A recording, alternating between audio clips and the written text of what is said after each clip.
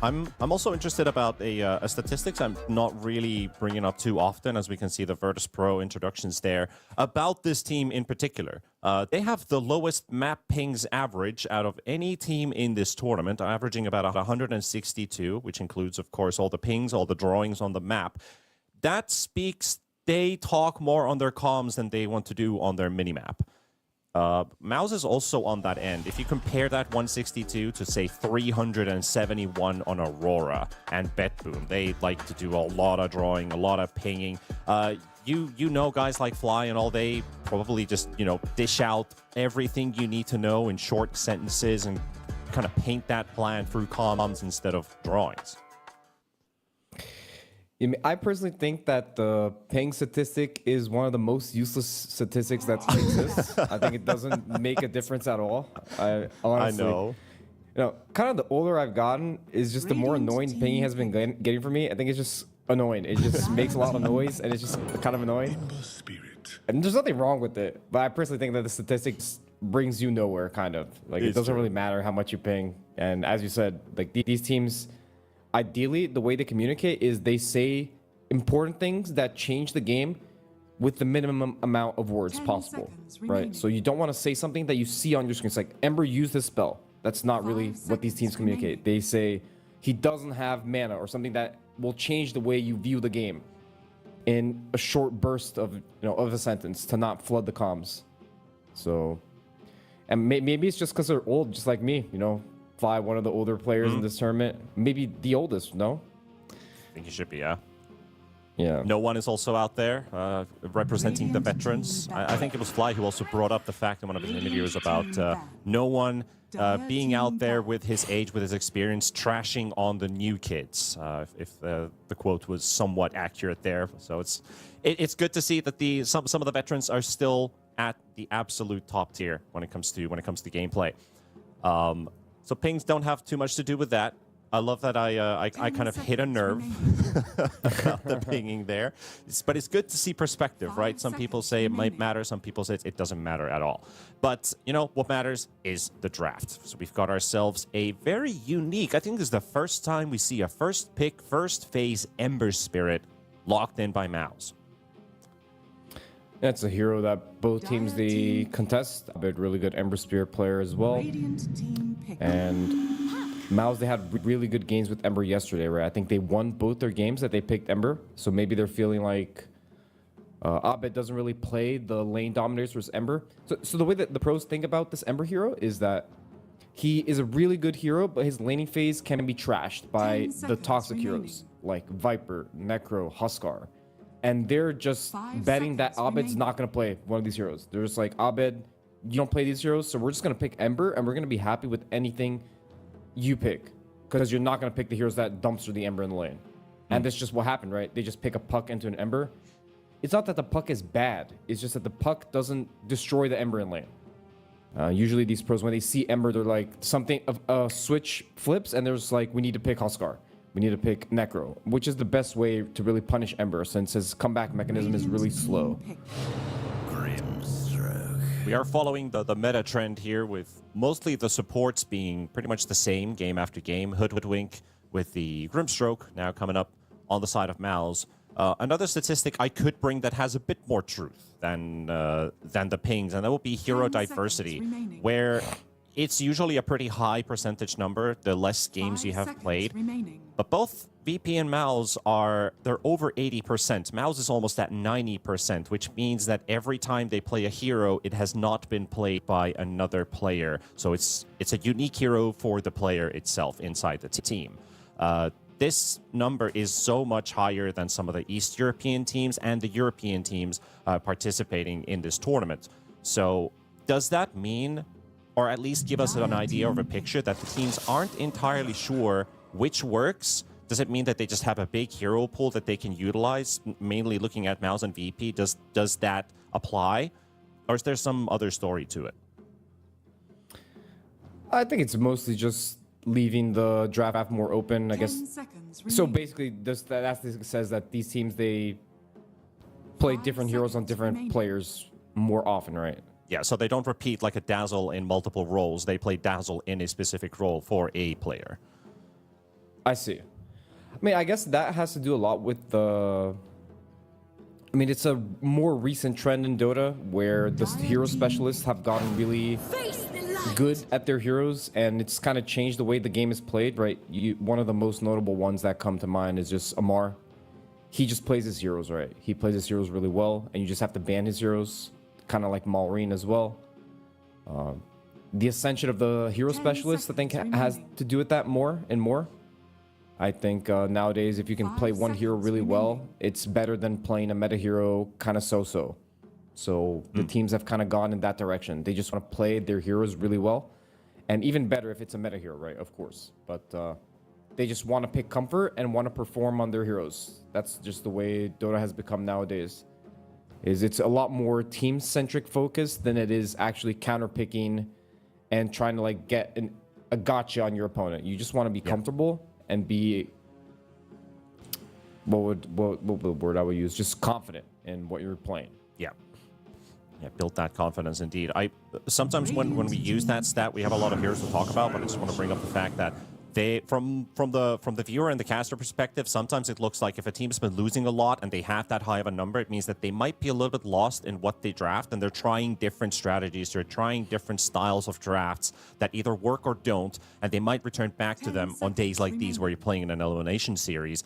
And MOUZ, most importantly, when they were playing, I think it was it during TI, when they were facing an elimination match, they went completely out the box. They left all of the strong heroes open in the first phase bans. They let every strong hero through intentionally. They were banning heroes that were uncontested in the tournament, and I couldn't find any statistic that these players would have played those heroes. So you get this really weird game that all the strong heroes are out there, and they actually won that game. So I was like, that's got to be a hell of a statement in itself that you're pulling something like that. And you know, kudos to Immortal Faith for making that interesting game back then. But we're seeing Dazzle. We've got some strong team fight coming out from VP with the Dawnbreaker and the Silencer. How do you feel this draft has been moving onward from that stage, from the start, where we got like, oh, there's an Ember Kicker, Puck coming out right away as an answer to that. Some pretty wild heroes there, especially with the Dazzle coming out from MOUZ. Yeah, Dazzle probably one of the different heroes in this draft, but one of those heroes that was very good in the last patch. 10 seconds and then he got slightly nerfed.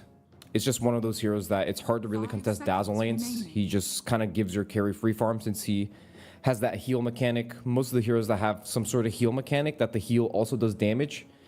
In terms of numbers, that spell is just super value for trading. And usually what happens is it just gives the carry free farm. So Dazzle, one of those defensive heroes that helps the carry pick a lot, and they end up going for the Crystallis DK, which is a classic. I like a lot more than him playing an Alchemist or some other AFK farmish hero. I think he can do so much more when he's playing an active hero that can win his lane. So I like the DK pick with the Dazzle. I think it makes a lot of sense. It also makes sense with the Grimstroke, right? With the Grimstroke hero, you want these heroes that go first, that can abuse the Ink Swell. So the DK can be one of those heroes that can start on the puck with the Ink Swell, then follow up with the Phantom and disable the puck. Yeah. But at the same time, I like VP's draft as well. They have this Puck Dawnbreaker combo, which was a really common combo when Dawnbreaker was super OP with the Ags. It's just that Puck, he gives you that coil into the Dawn ult, and it lines up perfectly. Like the timings, like how long it takes for the Dawn to actually land on the ground. It makes a lot of sense. These two heroes together are really nice. Puck can play really cocky in the game, and Dawn's always there to back him up. But we also see the Silencer, a hero that a lot of teams have been picking on 5. It hasn't really looked the greatest, to be honest. No, it hasn't. I think in this draft, they picked the Silencer to counter the Ember in a way, where if you ever press your E on Ember in the early game, he only can choose one spell to use, right? So he either uses Slight and gets silenced and he can't Remnant out, or he just Remnants out immediately. So it's one of those heroes that it's annoying for the Ember early, especially if you actually are able to contest Ember on the runes with Global and your spells. In a lot of these games we've casted, the Silencer, he kind of loses his lane, and then he just kind of really can't press his spells on the Ember in the mid game, and then he kind of just has no impact in the game. So let's see if that's going to be different in this game. It's also the first time Silencer has been picked into the Ember. Well, it's been the other way around. Silencer's in there and they pick Ember. Well, there is a Silencer in the draft. But let's see. 2 heroes banned away from Boom, both the Tidehunter and the Beastmaster, so a bit of team fight is being removed. Both teams left the Husker open. Of course, now we're so deep into the draft, we probably won't see that one popping up. I don't see it in Tomato's hero pool. I don't think MOUZ wants it anymore with an Ember and a DK in this lineup. But it was also an interesting addition that they have left it open, up for the contest for either team to pick up, and we're going to get Boom on the Brewmaster. This hero is yet to win a game this tournament. As you can see, 0% win rate, just only 2 picks so far. I mean, one of those games, I think, you know, from an analyst point of view, that he should have won, which was the Yandex versus Na'Vi game where something just horribly happened in the game and they ended up losing. But I hear that hasn't really been contested in this meta. He suffers a lot not being able to really push waves early. People are going for that Ags first build, and the Midas into Ags, it just doesn't feel amazing when your offlaner has to buy Midas to be able to farm. So I think that's one of the reasons why this hero is not ideal. Before, you would see the Brewmasters go for Radiance and be able to push the waves, and it would make his ulti a lot better. But ever since that item got nerfed, it's just not very good for Brewmaster anymore. So they end up just buying Midas into Ags, and Ags probably like the highest impact item for this hero.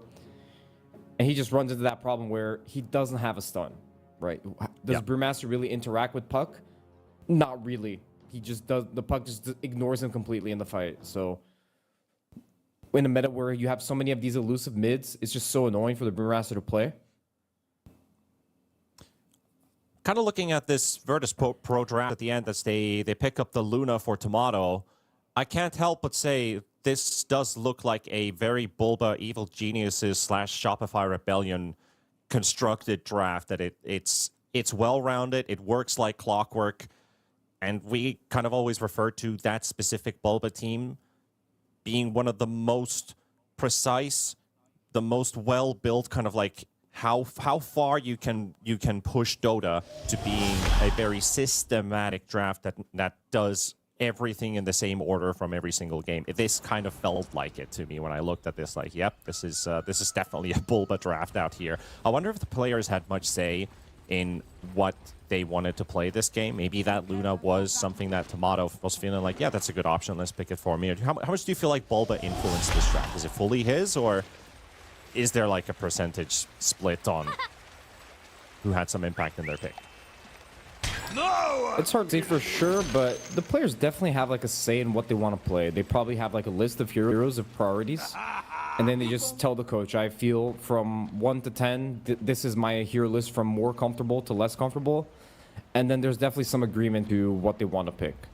So I don't think it's like a dictator, right? It's like, you're going to play this hero. It's more of a conversation. Like, what do you see here? The player gives a couple options. Like, I see this, this, and this. And then there's like a final decision made. It's like more of a consensus most of the time. You see an interesting smoke here. This is a very interesting smoke. The gate. Something you don't see too often, a gate smoke. It's one of those prep smokes, you know? Yeah. You prep this a day before, you go in demo, you practice it a little bit. We're gonna be on this bounty at the 0 mark if we do this path. And it's good, it works. And they're gonna be on the bounty at 0. You do have a night vision Luna you're going up against here, so if these smoke pop, they're very close to triggering them. Yamich has his own expire, so does Tomato. So we won't actually get a fight going on here. And the observer ward that was placed down will check that they have activated the Watcher. They will be spotted. So, you know, it was a flashy idea. Could have worked.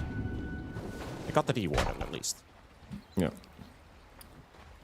Fly reads that one out. His smoke breaks. He takes a defensive position. Doesn't feed. So nice stuff there by the Silencer. And you see the Silencers, they all skill Glaive of Wisdom level 1. So this is the new trend. It's this spell, it costs 2 less mana every level. So I guess if that's enough to make this hero like a better laner. He kind of just goes into lane, starts hitting people, since the Glaive of Wisdom doesn't really aggro. So you can always just hit the enemy without aggroing creeps. Yeah, that's remember, Dota's a lot about the first, second, and third wave. Like these laning phases, a lot of them can just be decided on these first waves. So if Salon gets a good position and gets to hit people a lot with the glaives, it can make a really big difference. That is an interesting point to bring up, the not getting aggro by using an auto attack amplifier like Glaives of Wisdom, the Drow with the Frost Arrows. even Enigma with the Eidolons, you don't get creep aggro if you're targeting a hero. So these things do play a big role when it comes to the first 1-2 waves, where you just get to poke with that extra damage amp on your side. Yeah. And remember, when Sancer hits people with glaives, he gets more int, so he gets more base damage, so it's easier for him to contest last hits, right? Last hitting being the main objective of the laning phase. Is you want to go to laning phase and get as much last hits and denies as possible. It's one of the things that people at low MMR, they don't really do that well, is hit the enemy multiple times in lane to force them to be low and then contest the last hits. You see a lot in low MMRs, people kind of just sit around the wave and they don't hit each other that much. But the pros, they abuse this really well. That's why you see the Sancer going for the glaze level 1 and just pummels the enemy. Yeah, but Luna getting kind of. And as you can see, that Tomato was just walking into range for a couple last hits, and he instantly gets nuked down. It looks like that's going to be a first blood here. Boom, and Yamich on the chase, and Yamich will get the last hit. Blood grenade also thrown at the Brewmaster, but it's not going to be enough to take down Boom. So that's going to be MOUZ on the board first. And Luna being a little bit out of position there. That's a classic carry death when your support goes to pull the camp, and then you tell him, bro, I'm gonna go pull, don't die. And then 3 seconds later, it's like, they're going on me, guys.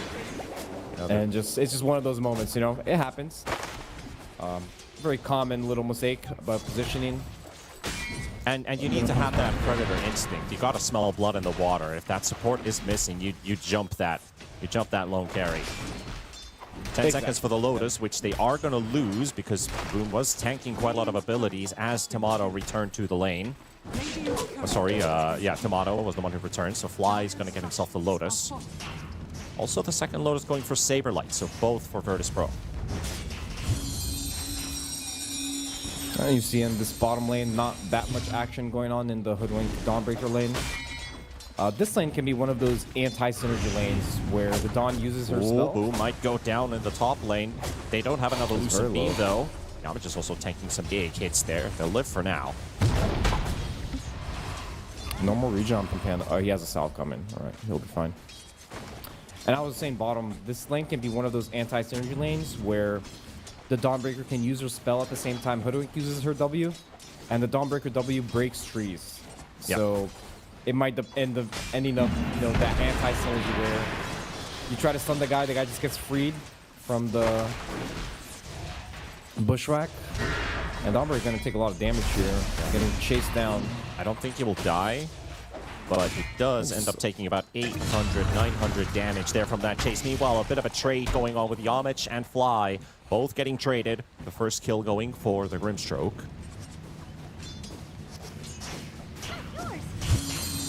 Definitely see this top lane as the area of all of the action.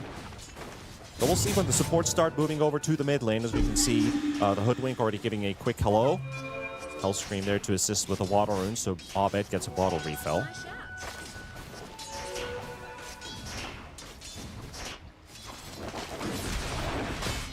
Hoodwink already stacking that little medium camp there in the triangle for the Puck or the Dawn.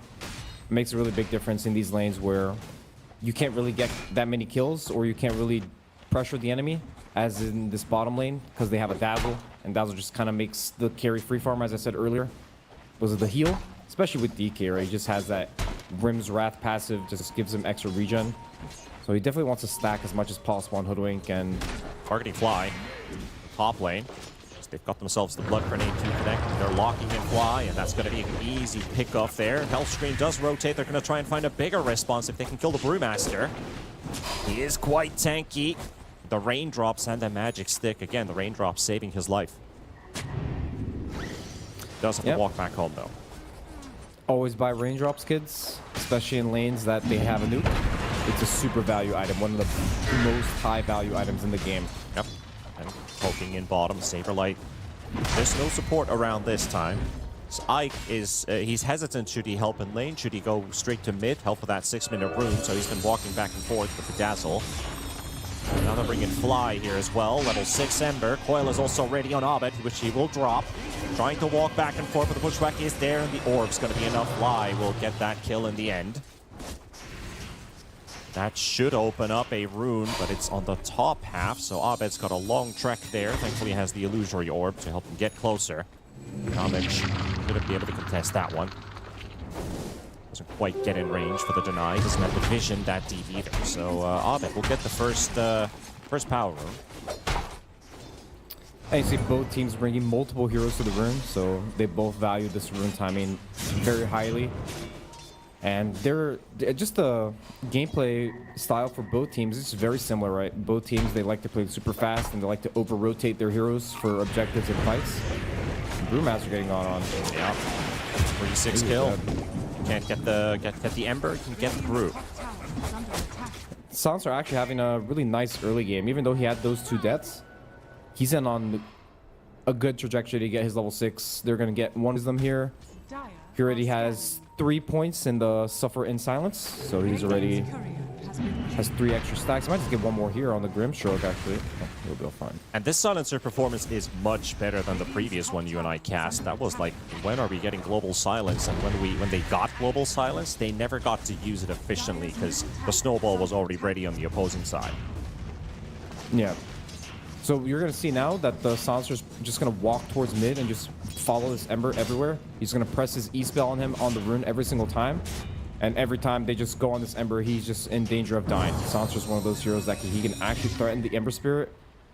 Different from most heroes, like a Hoodwink, for example. It's a lot harder for the Hoodwink to actually threaten the Ember. He needs to hit his spell, and the Ember needs to not be able to cut the tree. You know, in this game, he doesn't have a quelling on Ember, but a lot of the times the mids, they have a quelling.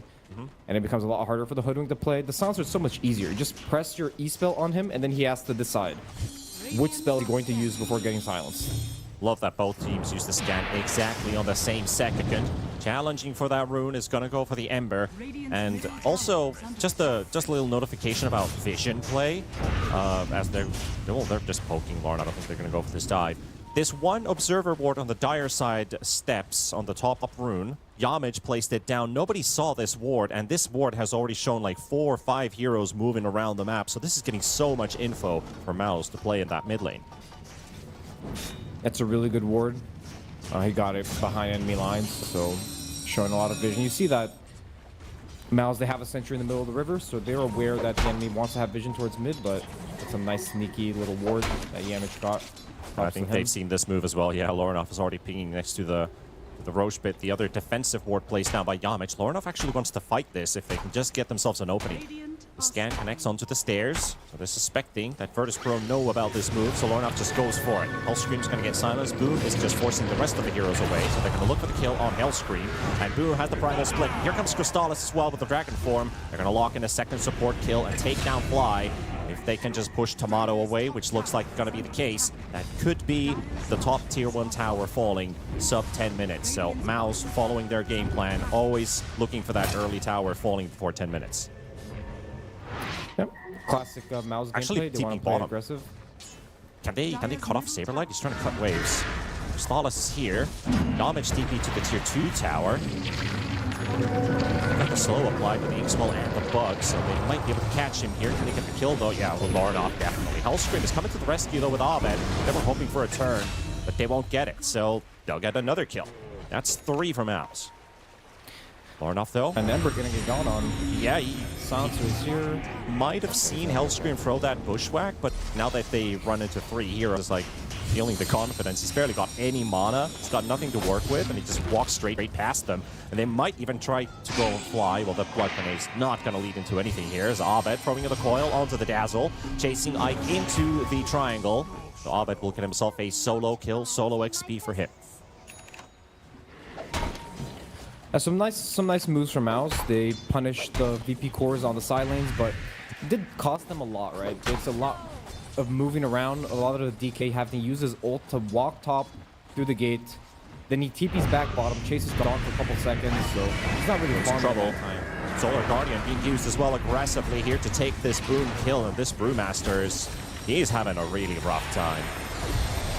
Ike gonna get nuked by the Eclipse from Tomato. The Shallow Grave is there to keep him alive for a bit longer, but he will not survive a 4-man onslaught.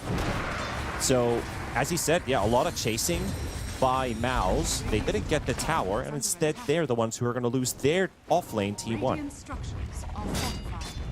And you would think that it's kind of nice, you know, to get a TP and get a kill, but that chase on the Dawn, it cost them a lot. They spent like 15 seconds and multiple TPs to actually get that kill. Luna ends up getting this tower. You know, good stuff from VP. They recognize that Brewmaster has no ult, so they attack the Brewmaster on the siege wave top with the Dawn ult, of course. VP, they want to play away from the Dawn and have him join with his ulti. So pretty nice stuff. They attack on the siege. They bring 4 heroes, pressure the tower. Easy tower for Luna. That's going to free up the Luna to be able to turbo jungle farm. And it's kind of sad for Brewmaster. He's one of those heroes that it's hard for him to really push out the wave. He doesn't really have that many AoE spells. You know, the Brewmasters nowadays, they max their Q to be able to actually push the wave. But super happy for Luna now. He still has his tower up and he just gets the jungle away. So far, looking at the net worth, VP are the ones getting a stronger finish, exiting the laning stage. 6.2k on the Luna, 5.4 on this Puck, followed by then the DK. So there's already a 1,300 gold difference between the two carries. And of course, the Brewmaster, having such a difficult start to the game, has queued up and boarded it on Boom. So, yeah, he's got the minus. Instead of minus into Ags, he's going minus into Orchid. Try to help out Crystallis as much as possible in these fights. It's one of the adaptations that a lot of the Brewmasters do. I think 3-3 was one of the first ones to do it, where he laned against a Weaver, I think, in the LAN tournament, and then he just bought Orchid on Brewmaster, since it's really hard for Brewmaster to deal with the high elusive heroes. He doesn't really interact with them, so against Puck, he's probably going to be the only science. I mean, there's Phantom Embrace, but Puck can also dodge that one before the Phantom actually gets on top of him. So he's just going to Orchid to threaten the Puck. He just feels like they won't have enough disables.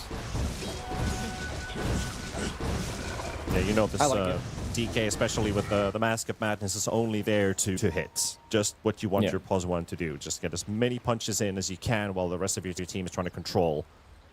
Kind of like DK's kind of like playing with a Terrorblade. You want to make him, you know, stand his ground for as long as possible. But a smoke gank is coming. Abed, Hellscream, and they nuke down Lornoff. There's the coil. He is just walking in circles here. The Grave comes out. Saber like global silence used as well. Doesn't look like he's going to feel too good, but a massive amount of healing coming into play here for the Ember Spirit, and they're going to turn this one around. First focusing down Saberlight while poking that Hoodwink down to that, so 2 kills. And the aggressive move from Virtus.pro backfires. Looks like a bit of Lotus is being fed to the Ember Spirit on top of his maxed out magic wand, as he went from 1 HP after the Grave ends to a it went like 60-70%. It's like he took no damage at all. That was a very ambitious kill. He had a shield rune going and he had his E-spell on at the same time. You saw there they go with the coil into the Donald, so it's a really nice setup, but the global came out a little bit too late, right? The Dazzle was able to use his ult and his Grave before the global. So one of those moments where it's very common for this to happen, where it's a little bit disconnected, that the Silencer doesn't press his ult at the exact right time. And you would be surprised how hard it is to actually press global silence on Silencer. You know, pressing it at the exact correct moment, sometimes it can be kind of tricky. So up there, he was a couple seconds off the ideal timing to press it. But MOUZ, they use a bunch of TPs, and they use Brewmaster ult, so not the end of the world. The Luna, if you check the CS chart, he has so many last hits, actually. It's crazy. He has almost 200 last hits in 15 minutes. Yep, he's almost got 100 more to the next player. Yeah, like he's super fun. VP making a lot of space. So even though they have these deaths, they're dying on the enemy side of the map, right? So it's not the end of the world. They're just making MOUZ have to play really defensive and not really open this top tower, not open the map for them. One of the problems really with Brewmaster, he doesn't really have an easy way of opening this offlane tower. Looking at the stat brought up there as well, Luna might be a machine when it comes to farming, and Tomato as well, but it's yet to win a game. 3 picks, 3 losses. See if this fourth one, you know, 4th time's the charm. Not quite the saying, but Tomato feels it. I mean, the scale in this game, if the Grim can ever get to Axe, he can definitely be really annoying for the Luna. It's really far away, but a lot of the Grim strokes, they just rush Axe. Because it scales so well. You definitely can on Grim in this game. Luna, one of the better heroes for the Grimstroke Ags. They're going to go on the Lornoff Ember in the mid lane, and this time they got the spells in the right order, and they use 1, 2, 3 ultimates, 4 ultimates to lock him down. That's just how much that Ember kill means to them. As it opens up the mid-tier 1 tower. I have an objective on the side, then probably just split the farm, knowing that they don't have their ults to fight back for at least over a minute. It probably feels easy for VP to play this game, right? They can kill any hero they really choose to. Any hero that gets coiled with Donald and Global will probably just die in this early game. So it makes their gameplay a lot easier. And they're even contesting some stacks here. And Boom's not happy about that. Make his presence known. Yeah, Luna already 3 levels up on the DK. And it's going to keep on getting worse. It's MOUZ, they definitely need to make something happen when DK gets his blink. They need to open this tower top. If the map just continues the way it is, it's going to be very bad for MOUZ.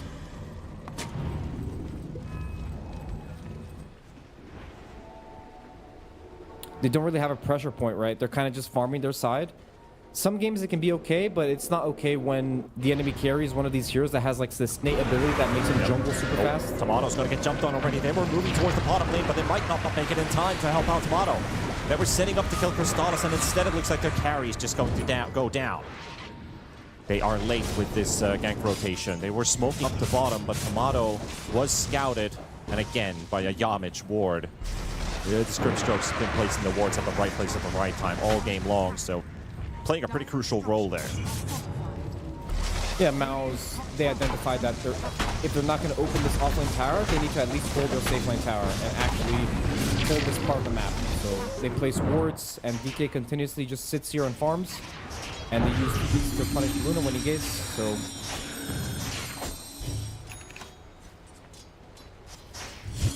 That does squeeze the gap with Crystallis catching up the Tomato. It was 3,500 gold a moment ago. Now it's just 2k between the 2 carries. Always feels a bit awkward when you're top net worth and you're the one guy to die. Yeah.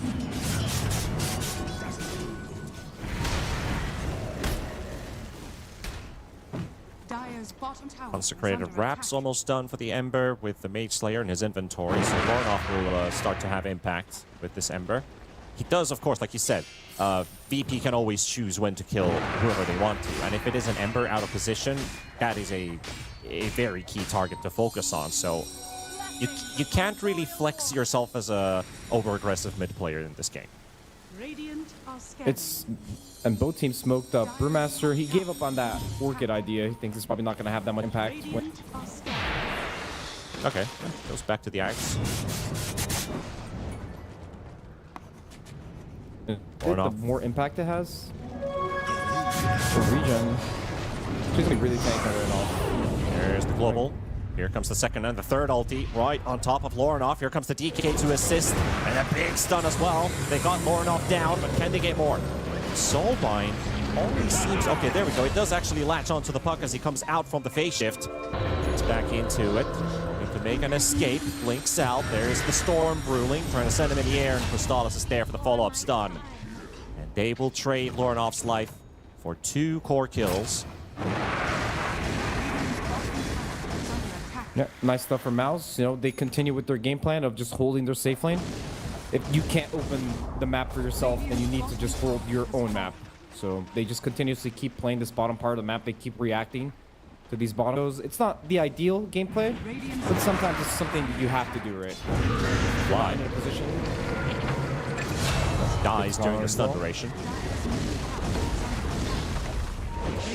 See the nice little combo there, the Grim with the DK. Grim is really nice with these heroes that can initiate. You can do the follow-up stun with the Inkswell. Yeah, you can no longer activate the Inkswell stun when you want to. The old facets with the hero, where you can choose to have it pop early. So now we go back to the old school Grim, where you have to load it up for a second before you blink in. Yeah, they also changed how the shard works on Grim as well. Before it would apply a dispel when it bursted, and now it just applies the dispel when you press it. Yeah. So, an actually relevant change, right? Now you actually might have to wait to use the spell. It's very different now if you want to use it aggressively or defensively. You got to be a bit of a mathematician on Grimstroke now these days. Do a bit of calculations in your head. Multiple reasons. free Tormentor for VP. So nice injection of gold there for Hellscream. He gets that Boomerang for free. Very good Boomerang game. He's going to amp up a lot of magic damage. Dire's middle tower is under attack. Luna closing in on the BKB. So what's going to come next in this game is just the Roshan. Maybe both carriers are going to have BKB in this next Roshan fight. And let's see how they choose to play it. Luna going to keep farming, and then he's probably going to take the gate and then play on the top side of the map. Definitely VP will use a smoke soon. Dawn already has his BKB. Going to finish his Echo Saber again. And Brewmaster with his axe, so that's a really big power spike for the Brew. So he gets that extra point in the ulti, so he can easily kill this Silencer and this Hoodwink with this ult. It's super annoying for supports to play against Brewmaster. So I think ideally for VP, they can get a burst on either Ember or Brewmaster before they get the spells off. The ideal targets. Ultis are back up. Tomato, not a whole lot of mana to work with. One Eclipse and one Lunar Orbit, but they're on the chase. Lornoff is spotted. Sort of toss into the global. Into the Eclipse. Here comes the Solar Guardian. Let's secure the kill. Ike was in position, but the global silence just lasts too long. Won't be able to follow up on that, so time to knock on good old Roshan's pit. Next, some textbook plays here from VP. They know the Roche is top. They have their timing with the BKBs. They want to make a move. They have all their spells. They make a smoke while Dawn is farming. So super good stuff from them. They're really good at this. And there you see the Silencer being really good versus the Dazzle, right? Dazzle can't really press any of his spells if he's under global. And that's why you see the Dazzle going for Guardian Greaves first. I usually see a lot of the Dazzles just buy the Holy Rocket so they can deal more. Yep. Oh. Gonna find a pick here at least. Well, down one. TP on Dawn. No interrupt from that, so Saberlight using his 9-second BKB to TP home. Do an old Mimic Fall.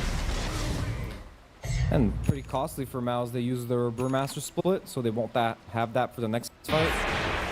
And only a Silencer dying there. Nice stuff from Fly, positioning himself to break the smoke. He doesn't have his ulti, so it doesn't really matter if he dies first in this fight. So, cutting their losses there on VP. Dawn just using the BKB TP.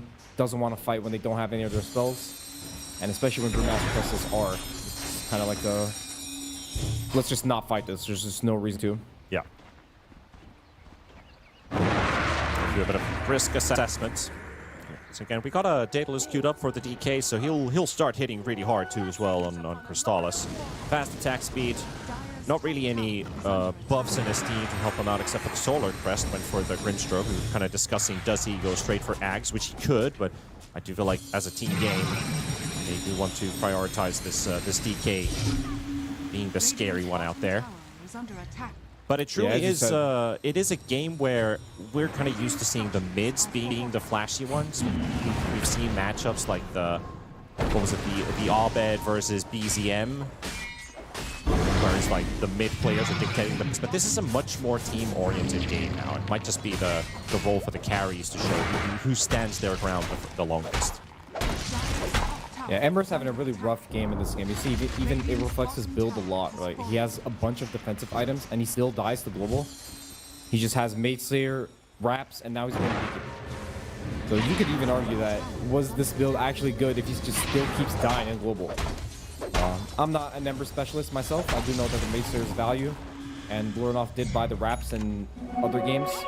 But if he's going to die in the global anyways, you might as well just get the BKB faster or some dispels so you can actually press a spell. Yeah. At least he's having a rough one. At least with the BKB, it forces maybe a bit of a change in the order of spells that VP are going to use, because you can then use the coil to initiate. You can force out that BKB and time, it's very difficult. But if you can time the global after that, then you're using your BKB and you're still silenced.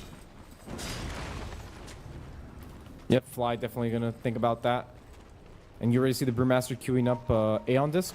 So he definitely wants... The whole thought process is, in the fight, he doesn't want to get bursted by this Silencer, Dawnbreaker coil thing. So he wants to be able to get his spells off. So that's what the Aeon Disc is for in his build. Does go for the boosted travel before, so being a bit greedy here on Boom. Definitely can't be the one getting initiated on, or else he'll probably just die too. I'm wondering about the boost travel build here. Like, is it the right way to go, being greedy this game? Knowing that the lane was already pretty difficult, he's only bouncing back into the game. Radiant's top tower is under attack. I think it's okay. I mean, he has a Midas, and he identifies that the VP, they're not playing that aggressive. They mean they are taking some towers with the Aegis and stuff. But maybe the boots of travel in the long run is going to be worth it for him. He just has to be a little bit careful not to get initiator on. He just needs to let his Ember go first with BKB. And with this blink, he can just go for the backline. You see it? MOUZ getting ready to take this fight. BKB ready on the Ember. BKB ready on DK. And they want to start on the backline. They don't want to start on this Luna that has Aegis. And Luna's job is to break the smoke and go first. Abuse the fact he has night vision. Breaks on DK. Abed's going to be a bit further away from this fight here. Here comes the Global. Here comes the Solar Guardian. There we go. There's the Global, only just now being used as Boom is the one to drop first. Lornoff is trying to disengage from the fight, trying to get a bit of poke going on here and there, and Dazzle needs to run the hell out of there, but looks like he's just going to tank the full-on Eclipse here. So they're going to end up losing too. Yeah, I thought they used the Global first, but they had other sources of silence with the Waning Rift hitting a couple people. Then they had the last word against the Ember, which you brought up early. And only then did he use the Global Silence when MOUZ fully committed, and they started to turn around the moment that struck. Really good patience from Fly. That was a really big bushwhack there from Hellstream. He got both the DK and the Brewmaster. DK wasn't able to use his BKB for that stun. And they just initiated on the target, right? It's just the Luna with Aegis. So he could even dive, and they would probably be fine. And even if he would get low, Dawn could still save him with the ulti. And they also have just the combo breaker on Silencer, right? So a really bad target there for them to jump. Luna gets jumped there. You see the bushwhack on both heroes without having their BKB pressed. And Brewmaster is going to die before even getting any of his spells off, right? They just kind of played into VP's hands really well. Both of the cores lined up for the Dawn ult. They both get stunned. And yeah, impossible fight for MOUZ, really, if they initiate on a hero that has Aegis like that. Only if he's really isolated, but against Dawn, you're never really alone. The Dawn can always join the fight. Yeah, that really propels Virtus.pro into a more sizable net worth lead now. 8,000 gold ahead. Still the carries keeping up to each other's, but the big difference is coming out from both the supports getting richer. Puck having Cat Lincolns in his inventory now. A lot harder for MOUZ to focus on him, and Dawnbreaker also opting to go for a basher. So Saberlight, you know, he likes his selfish builds, but he's in a position to do so. Yeah, it's good. I think in this meta on Dawn, you just buy these items. The Harpoon is buffed.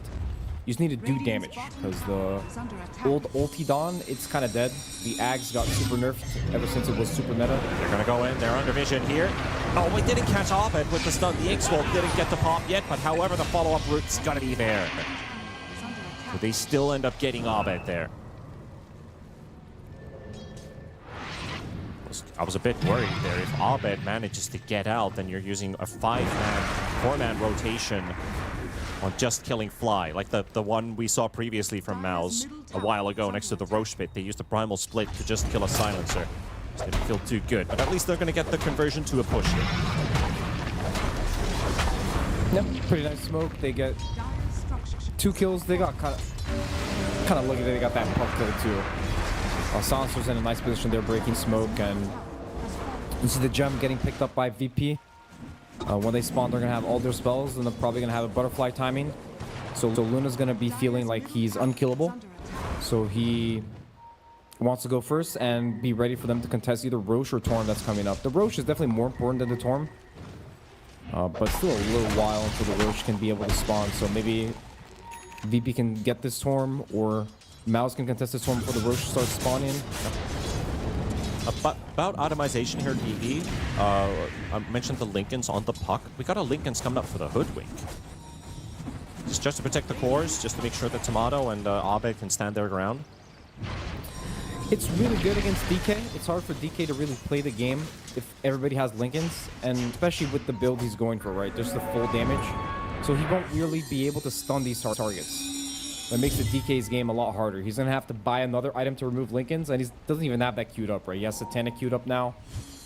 So it's going to be a lot harder for MOUZ to actually be able to initiate and lock people down. Because they're only stunned, it's just going to be blocked by the Lincolns. Yeah. All right, well, Solar Guardian was just used on Lornoff's Illusion Rune.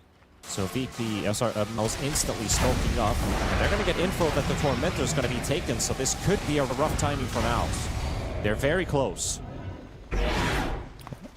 Do they know about it? Tomato is TPing away. They won't have their carry now. But of course, very important that they do get themselves out. This is definitely not a fight for VP. Go for the gate, Lornoff. Fly just went through the gate. I'll run into the Hoodwink.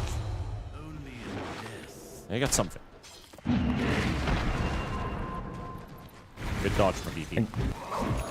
And Grimstroke closing in on the axe is already halfway there. And remember, the longer this game goes, the harder it is for MOUZ, but at the same time, the Grimstroke axe, it makes a really big difference in these fights. The Luna hit the butterfly. Ooh, Luna. Almost getting stunned there, but when the Luna buys butterfly like this, and the Grimstroke gets his axe, the Luna won't be able to kill his own Luna.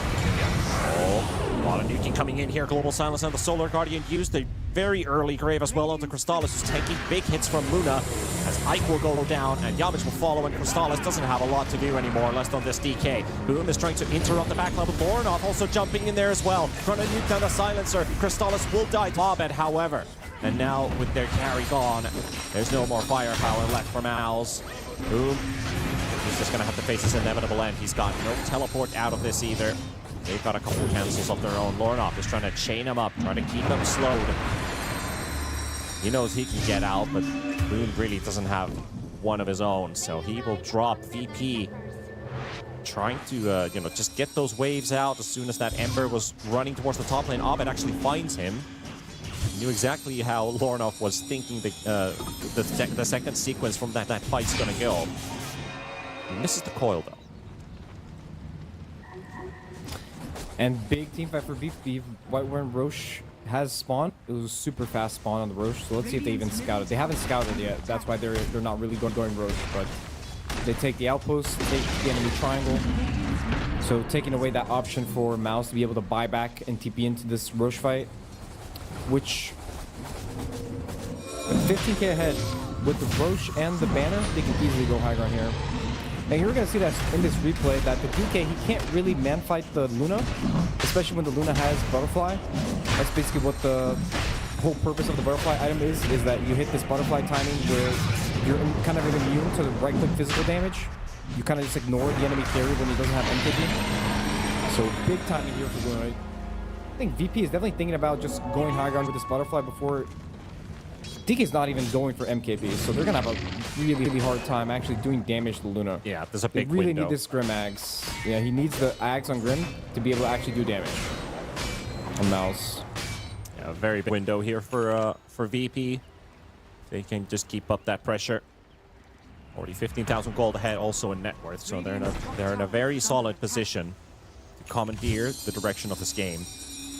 That Grim Axe is not far off.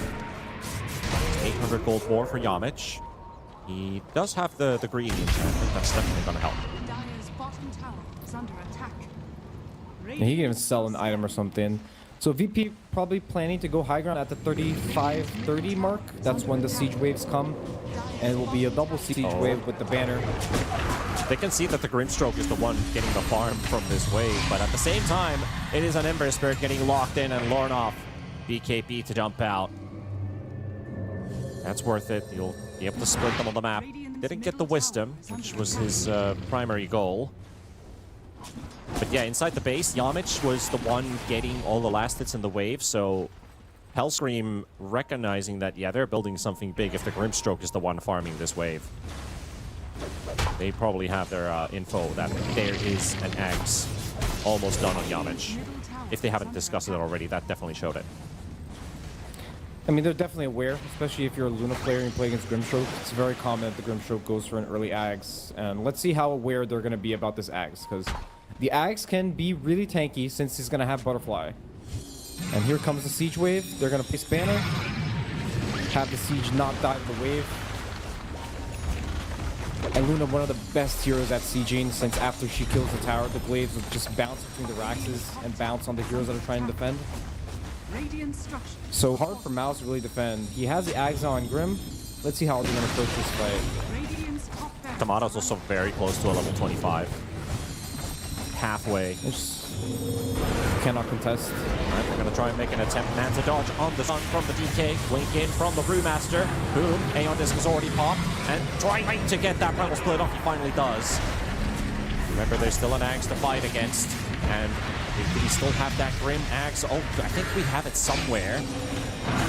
It's already put on cooldown. Might have been cleaned up.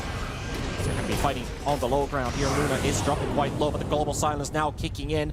Crystallis is still down to 2,000 HP, can still work with it. They've got Saberlight isolated. That was the first casualty of this fight. It took a very long time. And now with the Aegis out on the Luna, they're going to lock in on Lordoff, take him down, force the rest of MOUZ back to the high ground. Ike's going to drop down to Abed, now going to be chasing onto Yamich and onto Boom as well. Boom, he hasn't got anything left in the tank, all of his spells on cooldown. And that Luna is just tearing them apart. Abed cleaning up the kills. Crystallis going rid of a desperate play onto the low ground, noticing that they're weak. This is his best moment to hit. Big crit onto the back line of the support. Abed finding another kill, and Fly will die, and so will Crystallis. And that leaves Boom alone, and no buybacks on the side of MOUZ. That might have just been the moment that locks in this game one for Virtus.pro. They got 2 buybacks. There's still some lanes to clean up, but they're not in a very good position anymore to corral this game back.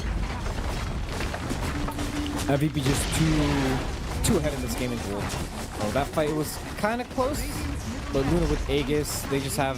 Puck has just so many items at this point. And after you survive that first Master Split, after the hero's just a creep, right? It doesn't have any other way to really fight. So clean stuff here from VP. They did some very textbook stuff in this game, but they did it really well. GG's called. And clean game from them. And this game, the sounds are looking a lot better than it did in previous games, right? They actually got to use the global aggressively. Luna also breaking the losing curse, getting the first Luna win of the tournament here. VP taking the lead over MOUZ. As you said, textbook stuff. Very solid win all the way from start to finish here. MOUZ, though, probably left thinking a bit. What went down? What went wrong with the game? Could they have done something to help with the Brewmaster? Did they already expect it's going to be a losing lane and how they bounce back in? Hence the Midas purchase for the Brew to get him in. The small hopes that that Dark Portrait could maybe change, but I'll be honest, I was to look for it in that last fight. I couldn't find the Dark Portrait anywhere. It just died super fast. Even with the butterfly, it kind of didn't really do enough. I think for MOUZ in this game, this game looked a lot different from one of the games they won because their safe lane, of course, the DK was free farm, but the Dazzle, after a while, he kind of doesn't really do much. He tries to sustain heroes, and Dazzle for Silencer, as you saw multiple times in the game, he can't really press his spells. Global just comes down, and he can't press Grave. It happened that one time that Silencer didn't press his ulti there when they went on the close to tier 2, but every other single time Ember got gone on, the Dazzle just can't really do what his hero does, right, which is save a hero with Grave. So, kind of a low impact game from Ike, not necessarily because he played bad, but just the way his hero functioned in this game didn't really help him do much. And I think the 5 for MOUZ is a really big part of the game. You know, you see the Veno being banned in the first phase, and in the other game where Veno was banned, he played Jakiro, which is another lane dominating hero that can keep snowballing. Dazzle is not really that sort of hero that keeps snowballing after laning phase. He kind of just plays behind his mid, and if his mid is not having a good game, it's hard for him to really find impact in the game. Yeah, well, now looking at that highlight reel here, this was the fight. They popped the Dark Portrait, and it was basically just sitting in a stun lock. Didn't really get any hits out and just got cleaned up while Crystallis was the only target next to it. It's basically just the glaives bouncing just destroyed it right away. But it didn't leave too much for MOUZ to work with this game. See what kind of adjustments they will make for the next game. At least when you have a star player like Lornoff in your mid lane, you do want to see him thrive. You do want to see him popping off, but is Abed too much of a raid boss? I think Lornoff after the... I think he played 2 games against Silencer, and he played her, and he won, I think, those 2 games. And the Silencer looked kind of bad. know, but in this game, it didn't look like that. You know, I think it was a complete opposite. The puck with the Dawn and the Sancer, I think it was too much for this Ember to actually be able to play. And the way the game panned out, where they're always getting attacked on MOUZ and they can't really fight back, it didn't turn out the best for Lorinov. So I wonder what they're going to choose in the next game. If they think the puck was a problem or if they think the Sancer was a problem in this game. But for me, definitely the MVP, probably going to be... to me, it has to be either Fly or Tomato. I think Fly... I'd give it to Fly. Really, yeah, I think the Sancer pick, it's not that easy to pull it off. We saw yesterday, the Sancer's just kind of being useless. But in this game, I think Fly, he did a really good job. Even though he had a couple deaths in lane, he snowballed the game really hard and opened up the game for his team. So I like the Sancer in this game. I think it actually showed why the teams are picking it right in this game. It was very powerful. Yeah, absolutely. Like the reason why I'd pick him as an MVP is because of the given reason. This was the best silencer I've seen out of all the silencers we've covered over the last 4 days of action. Also looking at some of the player hero damage graphs, he's topping the damage dealt for 19 minutes in this game, where you have an Ember, you have a Puck, you have guys, Dawnbreaker with Solar Guardian. Like, these guys love to fight a lot when they can, and he's topping all of them. So, and mostly just the usage of Global Silence and the rest of his spells, like what order, what time to use them. He did everything right. Really showing that veteranship that Virtus.pro needs in an elimination series like this. And Virtus.pro, they take the lead on this one. It's up to MOUZ if they're up for the challenge to tie this one up, or is VP just going to walk away with a 2-0 and knock out MOUZ from the tournament? All of that, we'll find out after the break.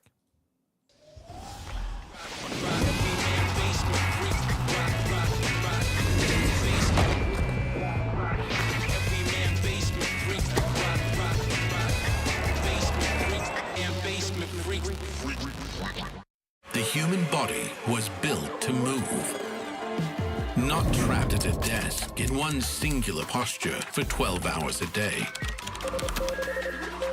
It's time your chair evolved. This is ScritLab Titan Evo. Ergonomically engineered for you, gamers, hybrid workers, artists, backing your every move.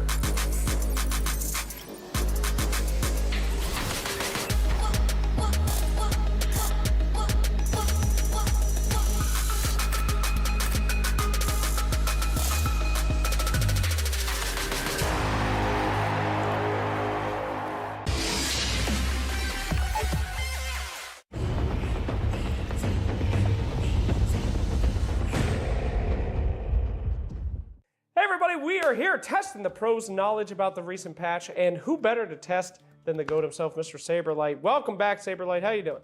Hey, going good. Great. Did you read the patch, Saber? Did you study it? I read the patch. Okay, cool. How much?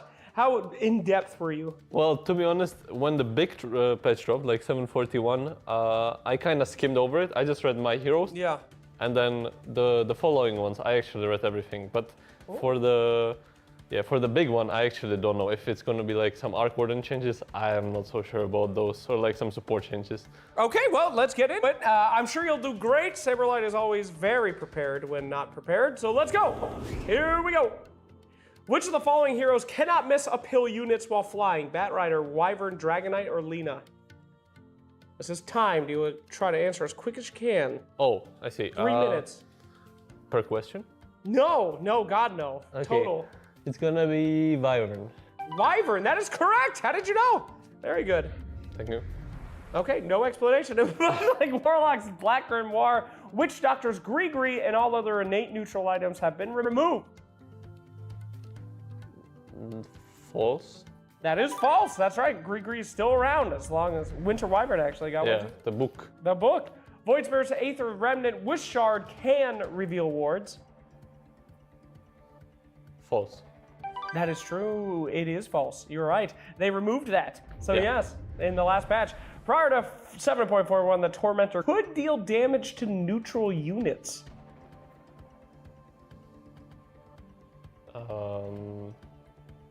Does that mean like when I helm a creep, is that a neutral unit or like? No, that's a player unit. But if it's close enough to a camp, if you pulled a camp into it, it would hurt them. That seems true. It was true. That is right. I mean, it makes no sense, but I remember in the patch there was like something about this that there you it go. doesn't deal anymore. He did read it. Essence Distiller's ground target ability cannot reveal which of the following: invis units, wards. Okay, moving on. He's right. It is wards. Which of the following used to be a neutral item, but is now a shop item? Phylactery, orb, specialist array, or crown? Specialist array. That's right. Easiest question. Well, moving on. If you kill someone as Tidehunter and have a Chasm Stone, you can pick up fish from a further distance. True. False, I'm afraid. No, doesn't do it. In fact, if you click on a fish while it's in the air, it goes in your inventory. Fun fact.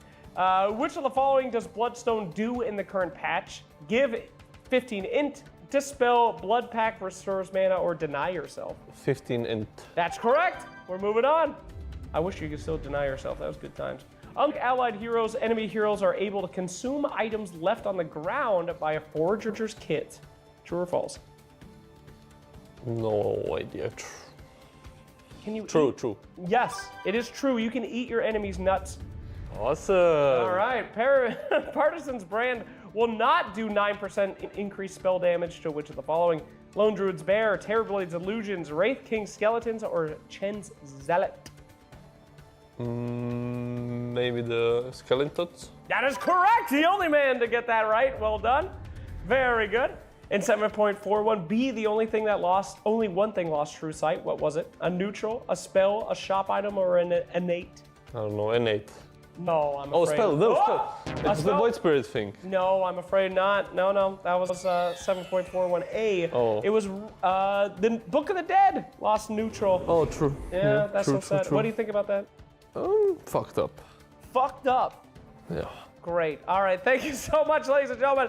You did very good. 9 correct. One of our highest ones yet, Saberlight. Big brain on you still, brother. Thank you. I was trolling for I would have gotten more, but I was talking too much. Okay. I mean, you were talking too much. Thank you very much. All right. There's Saberlight. Thank you guys at PGL Wallachia Season 8. Sai sushi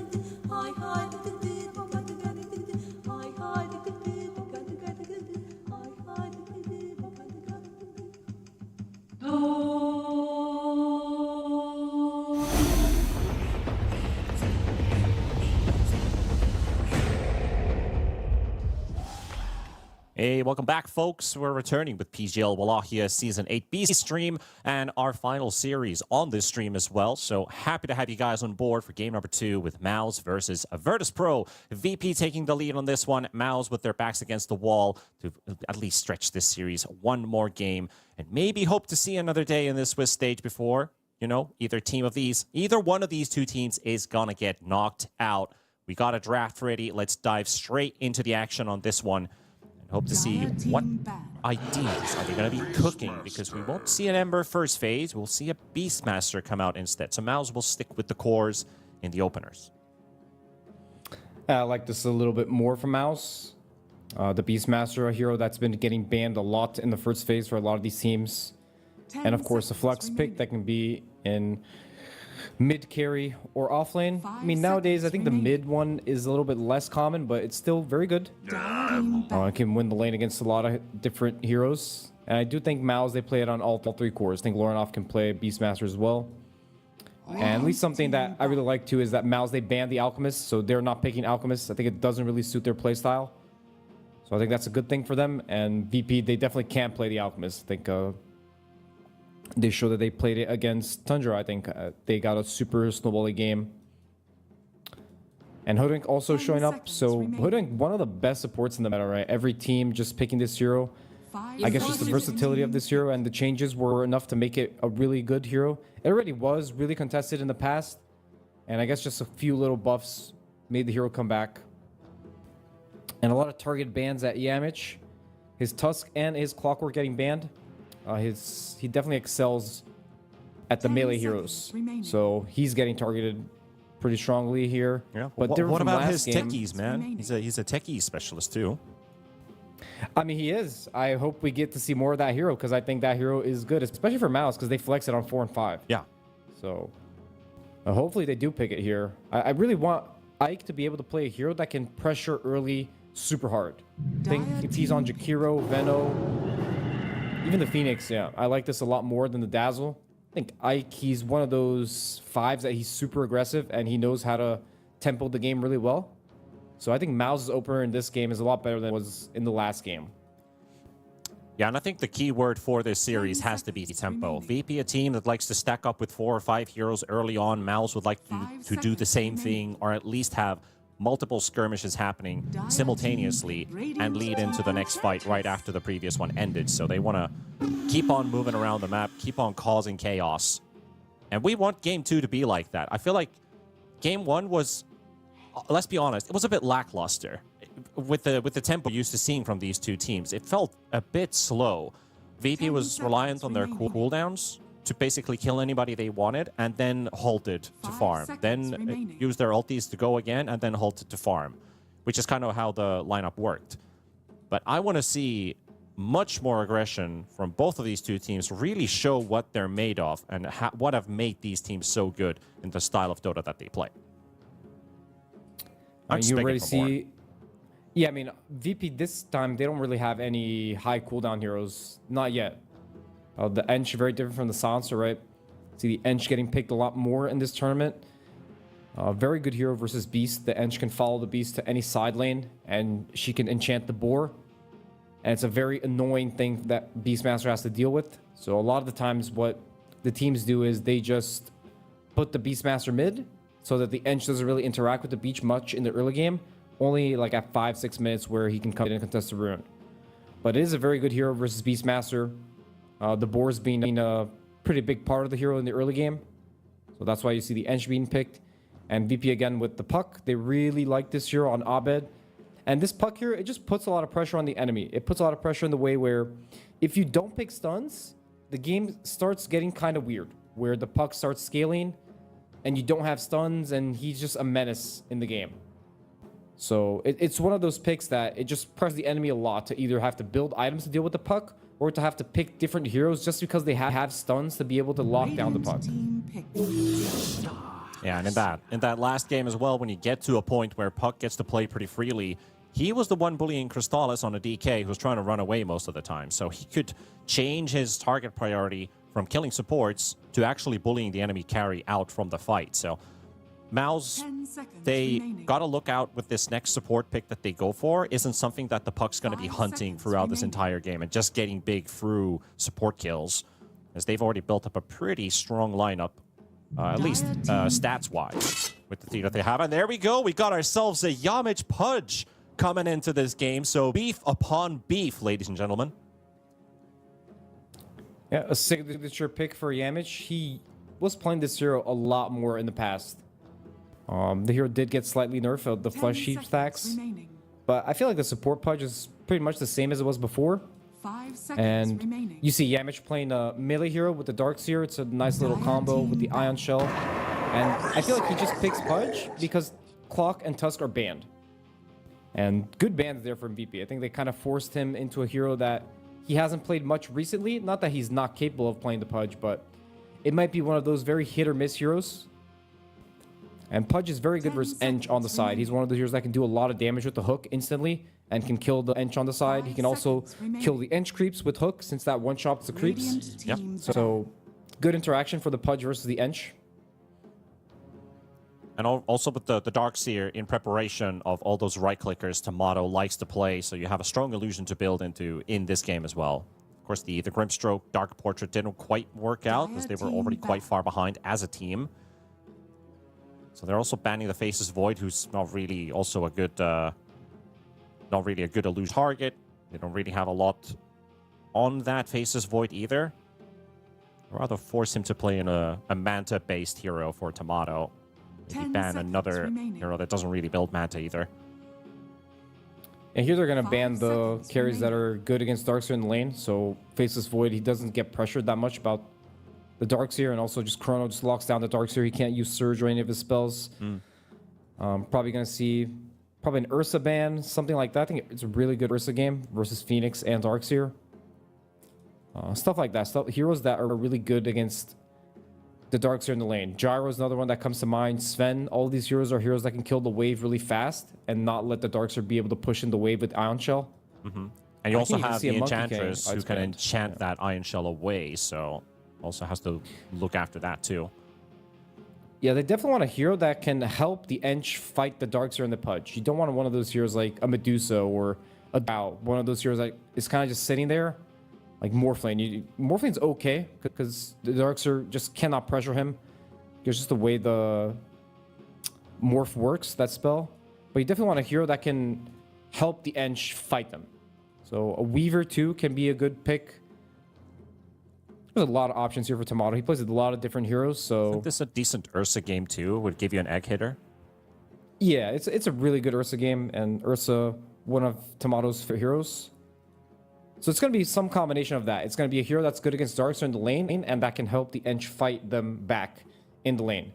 And a hero that wants to play through its lane, because again, when you have these global heroes on your team, like Underlord, Dawnbreaker, you don't want to play where these heroes are. So you're just going to leave the Underlord in his off lane, and you're going to play through mid and your safe lane. So you don't want a hero that just goes jungle, like TB or something like that. You want a hero that wants to sit in lane and fight the enemy, because then it's easier for the Underlord to be able to...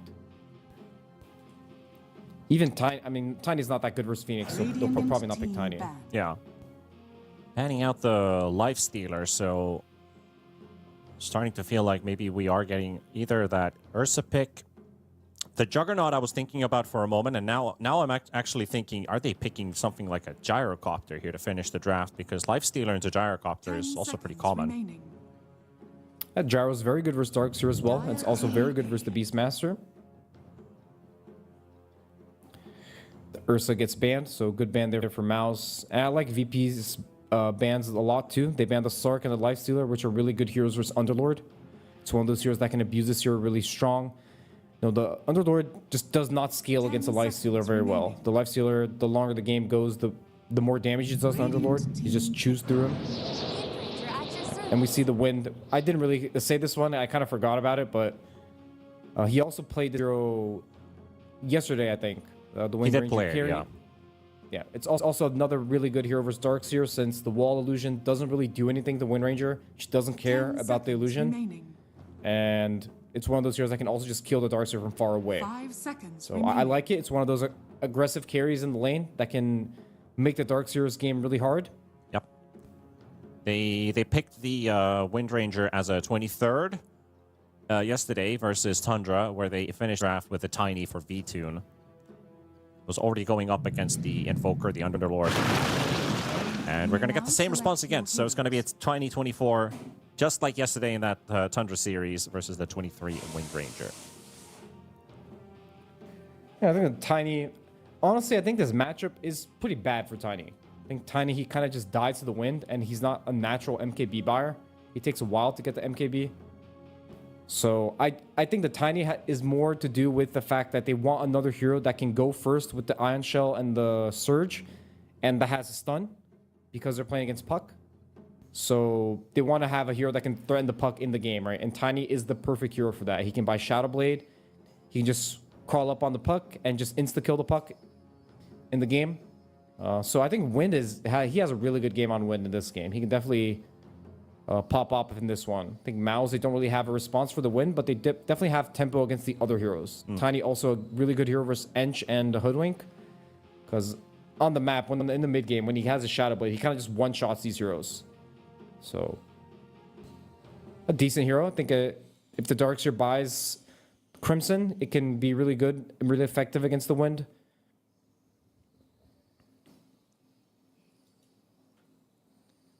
But I will say I'm very excited to see Yamich on this Pudge once again. He was definitely a player and a player-hero combination to watch last year in the TI run, and also in the multiple tournaments when you see this Pudge coming up. There were only a few people who did this. It was Yamich from MOUZ, and then of course on Heroic you'd see the Pudge popping off every now and then, mostly in the arms of Yuma from Pause 1 or Whisper picking it up to the offlane position. Not a whole lot of Pudge spammers in the pro scene, at least in the competitive stage. Of course, they might be playing it a lot in the pubs. And we see the Pudge with Boots going forward with the ward.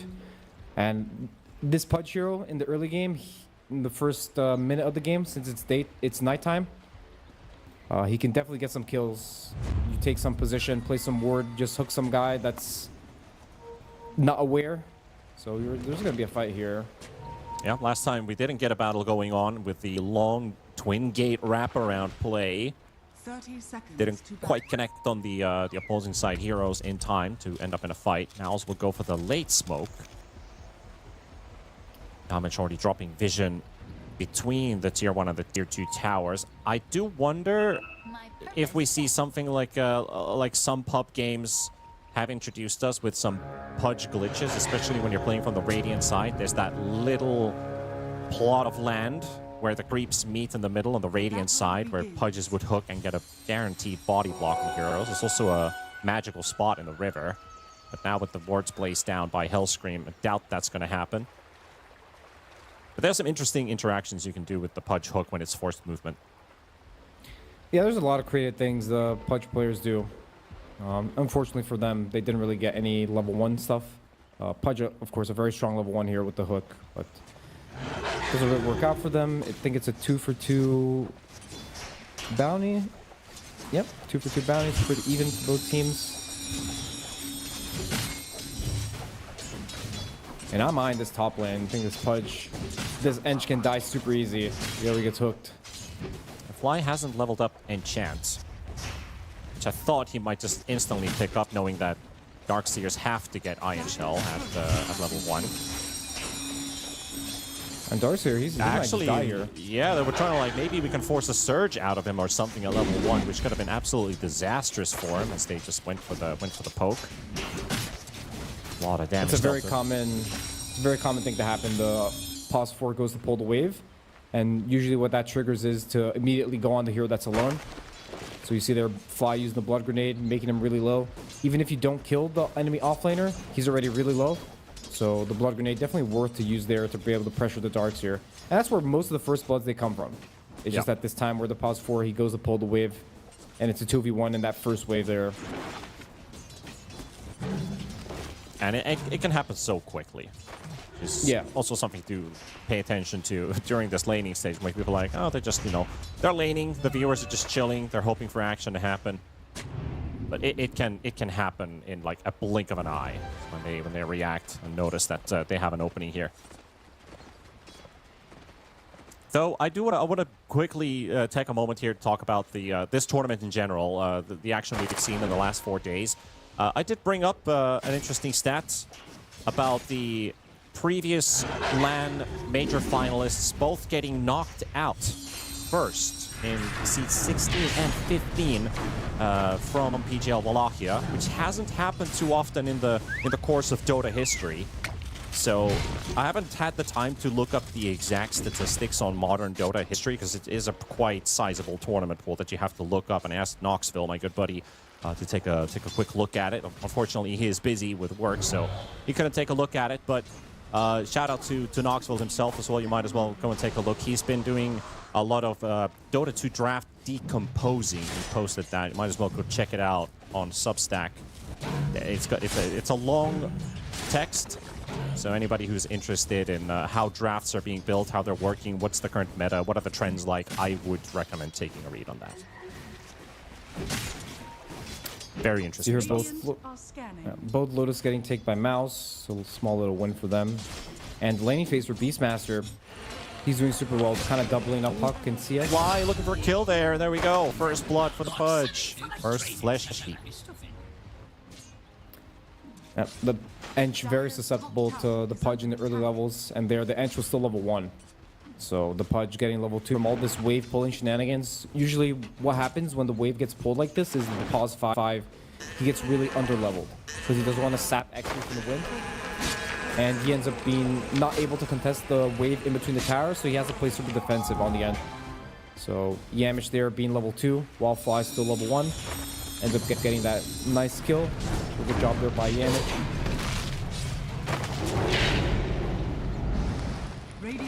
Close call there for the Tiny. Does have a salve though, so Crystallis is going to be okay. He's keeping his life intact. It would be the worst case if you have a salve in your inventory and you die, you respawn into the lane, and then you're like, well, I still have my salve, and you might end up in a position where you never get to use it properly.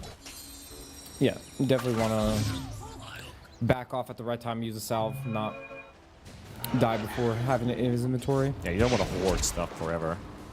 Yeah. And Beastmaster, again, he's doing really well in this.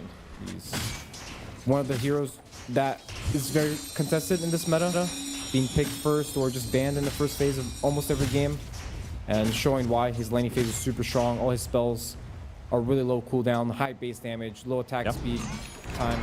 And I will admit, I was a doubter of this Beastmaster. I wasn't a believer in it first, but it has been proven. Saberlight gets killed by Ike, and the response kill from the Firestorm, a post-mortem kill for the Undying, not the Undying, the Underlord. A good trade from MOUZ, getting a core for support. And not that much action going on, actually. Pudge, he ended up going back to base. TP's top. Yeah, Yamich was jungling with the Pudge. He was cleaning the medium camp. Straight to Fly. Forces out the Nature's Attendants. A lot of damage from Yamich, though, just by himself with the Iron Shell, and it's gonna be enough. Level 2 Iron Shell with that plus 50 DPS, kind of counteracting the Nature's Attendants heal, and then you put the rock damage on top of it. So that was almost too easy. Yeah, well played there. Yamich showing why he's one of the best Pudges.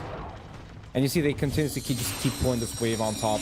They don't want to play this lane straight up, and Fly, he's having a rough game. He's still level 2 at 6 minutes. He comes mid with his enchant. He wants to yoink one of those boars. So he's just waiting for Beastmaster to use it. Beastmaster only putting 2 points to the boar, so he knows. Since he's playing against Eng, he doesn't want to max this spell just to give it to the Eng, so he goes for the max active instead. Hasn't put a point in his ulti yet, kind of debating whether he wants to put it in or not. And we come back to the classic mid gets the rune at 6 minutes. Will he use this rune to be able to contest the enemy with it? Not the best rune illusion, probably the worst rune to be able to do that. So use Pudge and the Phoenix smoking. Maybe the Beast will join. And it does look like he wants to walk over. He does have his ulti ready. Yeah, he's making his way. They are coming in with numbers towards bottom. They're trying to pressure Crystallis at the same time, knowing that they need to push that way out. Hopefully, drop a hero low enough that he will be out for the count, but there's a 3-man gang squad on the way. Roar is ready. Hellscream inside the...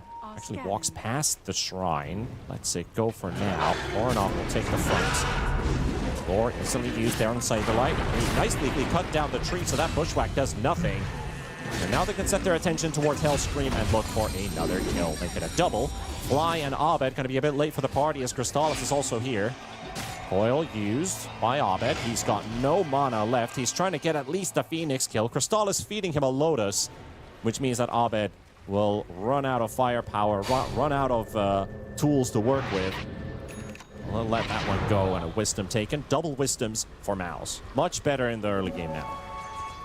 Yeah, big win there for MOUZ, and it just kind of came down to the fact that the Beastmaster had the rune and he was a little bit ahead of the puck.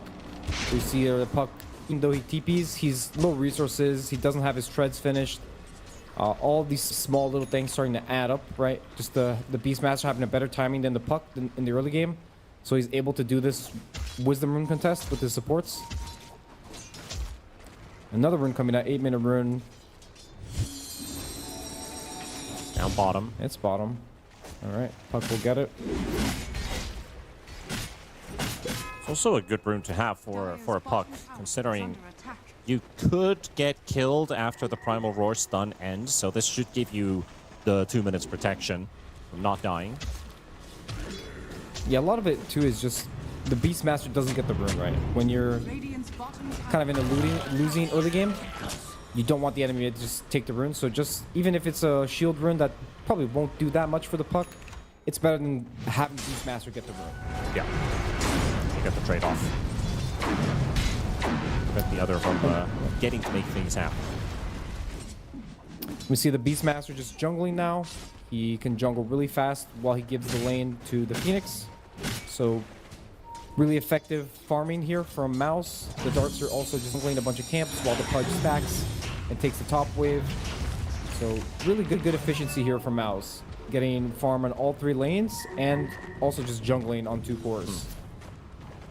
When you are in a draft like this from MOUZ, where you're playing with a Darkseer that takes some time to build up his items until he wants to start taking part in bigger frays, regarding shot calling, who are the ones doing most of the talking here in the first 10-15 minutes about the moves on the map, and who then takes over? How do you think it goes with a draft like this?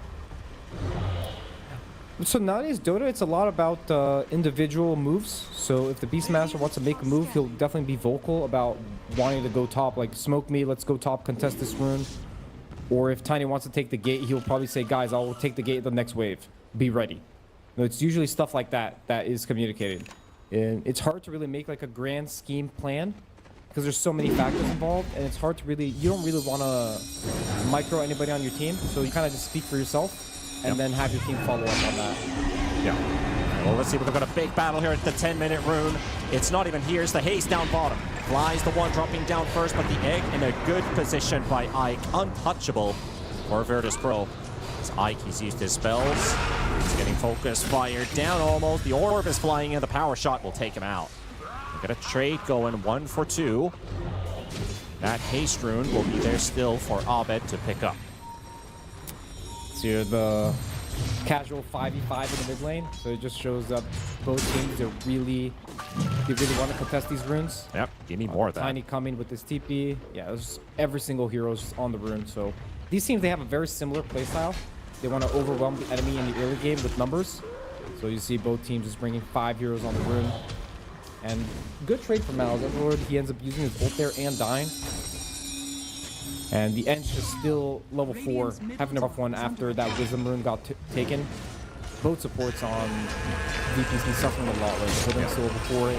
Some difference there. The Phoenix has ulti in this fight, meanwhile supports on VP, they're not even level 5. Yeah, and Ike is not getting away from this one either. Tomato has the focus fire locked in on the Phoenix, so Ike will drop and the bottom tier 1 tower will be sieged. No defense for this, they'll let it go. Good timing there for the Wind Ranger with the gate, timing it perfectly with the siege coming to hit the tower as well. Now he's going to go back to top and continuously farm this wave. It's very hard for the Darkseer to be able to pressure him, but Lornoff TPing top, doesn't want to just let this win sit in this lane and farm. So it looks like they want to make an aggressive move here. Or is he going to walk back? Let's see. 12-minute rune. Yeah, he wants to go for the rune. They're just going to leave this one here top. They know that BP, they don't really want to fight that bad. Like, Ench, her ult doesn't make that big of a difference, but this Hoodwink is still level 4. So hard for really VP to fight and contest these runes. Yeah. You see them just kind of dodging here. Yamich mistiming the hook there. Rune spawning, just looking like he might spawn, but Lornoff the one to pick up the AD rune on the top half. Like every other rune has spawned bottom. Now the 50-50 finally takes it to the top rune spot, so Lornoff able to walk up and take that one up. I have to say a trend here on this B stream is when we talk about players and their focus on almost every single game being somewhat of an elimination game, or at least coming in from a series that they've just lost. We barely got any banter on any of these teams. They're all so focused and feeling a tiny bit of stress, some more, some less. Really, the only stuff we saw was yesterday when Crystallis got the full tips from his teammates for picking that Medusa. That's all we've gotten in the last 4 days, really. Aggressive egg placement, but this will not do any good here. Just forcing Fly and Saberlight away. But do you think there's is it just a trend of playing in these loser matches that a lot of people just don't want to karma themselves? I personally think that like the whole banner thing, it's kind of whatever. You know, I think the viewers, they like it because it's like some sort of drama, I guess. But the players really don't care about this sort of stuff. Like people, especially after playing a full day of pubs where everybody just flames you nonstop, you kind of get numb to it, you know. You don't care about this sort of stuff. You just don't care what people type in the chat. It just doesn't matter. It's kind of like white noise, right? Yeah, exactly. I feel like they just don't care. They're just focused on winning the game, performing at their best, you know, focusing on themselves and trying to focus on what the enemy team is doing or try to like destabilize the enemy team. Not that it's not a valid thing you can do, you know. There's nothing wrong with a little bit of trash talk here and there. Oh yeah, absolutely. And the thing why I'm bringing it up is because obviously the viewers sometimes they feel a bit drained that there's not enough drama going on. And of course it is, in video games, it is a way of fan interaction from the players to the crowd. And they're kind of making characters out of themselves. You got a guy like Saberlight on Virtus.pro, for example. I still remember when he was posting social media videos of him in the shower, just randomly ranting some stuff about their team and their drafts and their strats and stuff like that. Like, kind of like a pointless video, but at least like interacting with the crowd, you know? Yeah, the viewers definitely like that a lot. Yeah. We don't have enough of that into Well, Yamich has not hit a whole lot of hooks here, but luckily Crystallis is a toss that will always guarantee the connection, as they just killed Fly a moment ago and Hell Screams to follow. 2 picks for MOUZ, opening up that mid tower. Abed, but he is TPing in here. He won't be able to do too much, but with that Witch's Blade, I feel like he might want to at least squeak for an opening. Saberlight's TPing in, 2-man coil, doesn't quite connect onto the Darkseer. Deep dive in there from Abed with the puck, still down to half HP. Can they clean up that tiny hook save coming out from Yamich? Even if he's not hitting the enemies, he's hitting his allies. Roshan just casually strolling by and walking to the other side of the pit, not accidentally grabbing any member of MOUZ. That would have been a sequence if Roche just decides to grab Tiny and throw him straight into the arms of Virtus.pro. Dude, I was hoping that the Roche was going to grab someone, but he just passed through everybody there. It's hilarious when the Roche just grabbing a bunch of random people, it just ganks him from behind. Yep. And it could have happened. It wasn't too far off. Another egg popped by Ike. This one's going to get destroyed. The hook connects, but it hits on Saberlight, who has 2.2k max HP. He's a very bulky target. Support Pudge doesn't want to deal with him at all. Abed coming in for an invasion, also trying to protect that 60-minute rune. Spawns down bottom, this will regen. Radiant are scanning. Yamich is being MOUZ hitting their timings really nicely. The Pudge already has blank. Beastmaster hit his Ag timing super early. And also the Darkseer went for the Wraps first item. So he's going to go Wraps into Pipe. This is a very uncommon build, since Magic Resistance does stack additively. So the value that you get from the Magic Resistance is lower. It's completely horrible or anything like that. It's just not that value. Let's go. Let's see what they can do here on Tomato. The illusion helping them out with the vacuum. They'll hold him on the spot, windrun or not. Auto down. Man, this Pudge is so annoying. He's just getting these hooks. He's just saving the guy mid. Playing against a good Pudge is one of the most annoying things to do. Just constantly putting people out of position. And he's going to go for another kill. Yep.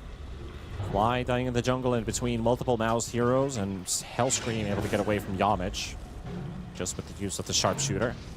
But yeah, he's even if he's missing some of the hooks, he's still giving impact. Like you said, he's all over the place. You never know when he's there. There's always the risk you're going to get mispositioned or dispositioned. Don't know what the right word would be to use here, but you always have to use a tool or an ability to just get away. You just get frustrated at some point. Yeah. And, you know, these pause 4s, Nyx, Pudge, these heroes, when you play against an annoying Pudge, that usually means that the guy's good at what he's doing. So, Yamich, he's doing really well. 4-0-4, having a lot of impact, got that first blood, hooking people to save them from that mid-fight, getting this pick off on the wind, hitting his blink timing, and just playing together with the Darkseer. We see, right, that's why the Darkseer got picked blind in this game, just together with the Pudge. They're both just doing so much. No connection on the smoke by Virtus.pro in the top lane. MOUZ grouping up in bottom. Not really looking for that tier 1 tower. Almost full HP. Maybe they can get some use out of Shadow Blade. There's also an Invis room for Abed to pick up as he smoked up, but Yamich, again, he was on point there with a hook, but that room got stolen right in front of his... Not in front of his eyes, but in front of his hook. They're going to go straight for Roche, pick up an early Aegis here for Lornoff. But can they take it? Everybody is up. Gate spawn right in front of the Roche pit. They've got themselves Pudge already blinking in, trying to lock down Abed. But Necune coming out up to 2. Hellscream and Abed both scrambling to get out. Abed's got 100 HP, dodging the avalanche just barely. Virtus.pro resetting themselves on the high ground and keeping Abed alive. Really important there. Smoke up from MOUZ. They're not done yet. There's Underwood getting a really nice pit there. They don't have a smoke on VP, so they're just going to have to do it the old-fashioned way. And Darkseer ended up using wall. Beastmaster a bit low. They definitely don't want to commit on MOUZ. Beastmaster almost has his almost has his BKB, and the Darkseer is very close to pipe. You see the Darkseer just going top to finish his pipe. Probably just praying that the VP line doesn't go Roche, and they won't. They won't really risk it. And now MOUZ is super strong with the pipe on the Darkseer, and as soon as the Beastmaster finishes his BKB, then they're going to basically take 0 magic damage. And you see almost every hero on MOUZ buying magic resistance items. See the Phoenix going Glimmer, the pipe with the wraps on the Darkseer, even the Beastmaster going for the BKB. Most of VP's damage is just magic in this early game. Only Wind does the physical damage, really. And the same thing for VP. Underlord going for that pipe, which is kind of fallen out of the meta a little bit. You know, the auras. Yep. But both offlaners in this game is going for aura items. And I like it. I think it's a very good pipe game for both teams. So we're just going to have long, prolonged fights, basically, on from both teams' perspectives, like having these auras brought in. But if you find an isolated hero like this, Timato casually in the lane, Crystallis shows up out of nowhere with the Shadow Blade. People are suddenly a lot softer. Good pick there. It's that tiny Shadow Blade threat. Could be enough for Roche on the map. Now they're going to force it. No wind. VP probably just going to poke with the puck, but now that Darkseer has pipe, this poking is basically non-existent. So they basically just take 0 damage. So really big timing here for MOUZ. Really hard for VP to fight now. They're going to have a big damage issue in this game since would have landed into an avalanche if he did take the jump into the pit. So Crystallis able to secure that Aegis. Gate movements down to the bottom lane. Yeah, they noticed they just took Roshan. They can gate to the Tormentor, which is, I think is a smart move here. Get something. That classic trade the Roche for the Torn. So you don't lose out on that much gold. Nice stuff from VP. Good usage of the gate there from Underworld. A lot of the times you see this spell being underused or used in a really basic way, where it's just to teleport Underlord to his team. So that was a nice one. He just teleported his team to the tormentor there. Yep. Will, however, lose that tier 2 tower. Also going to be the glyph still used for it. Both get refreshed. And now a BKB delivered for Lornoff. You think MOUZ wants to fight for a pick-off first before high ground? Do you think they can go straight up with a Tiny and a Beastmaster who just hit his peak timing? Usually with the first Aegis, you kind of just want to clean up the map. You want to take the tier 2 towers and try to control the map as much as you can. Going high ground with the first Aegis is kind of hard. Usually you want to just go high ground with the banner, because then it's harder for the enemy just to clean up those creeps.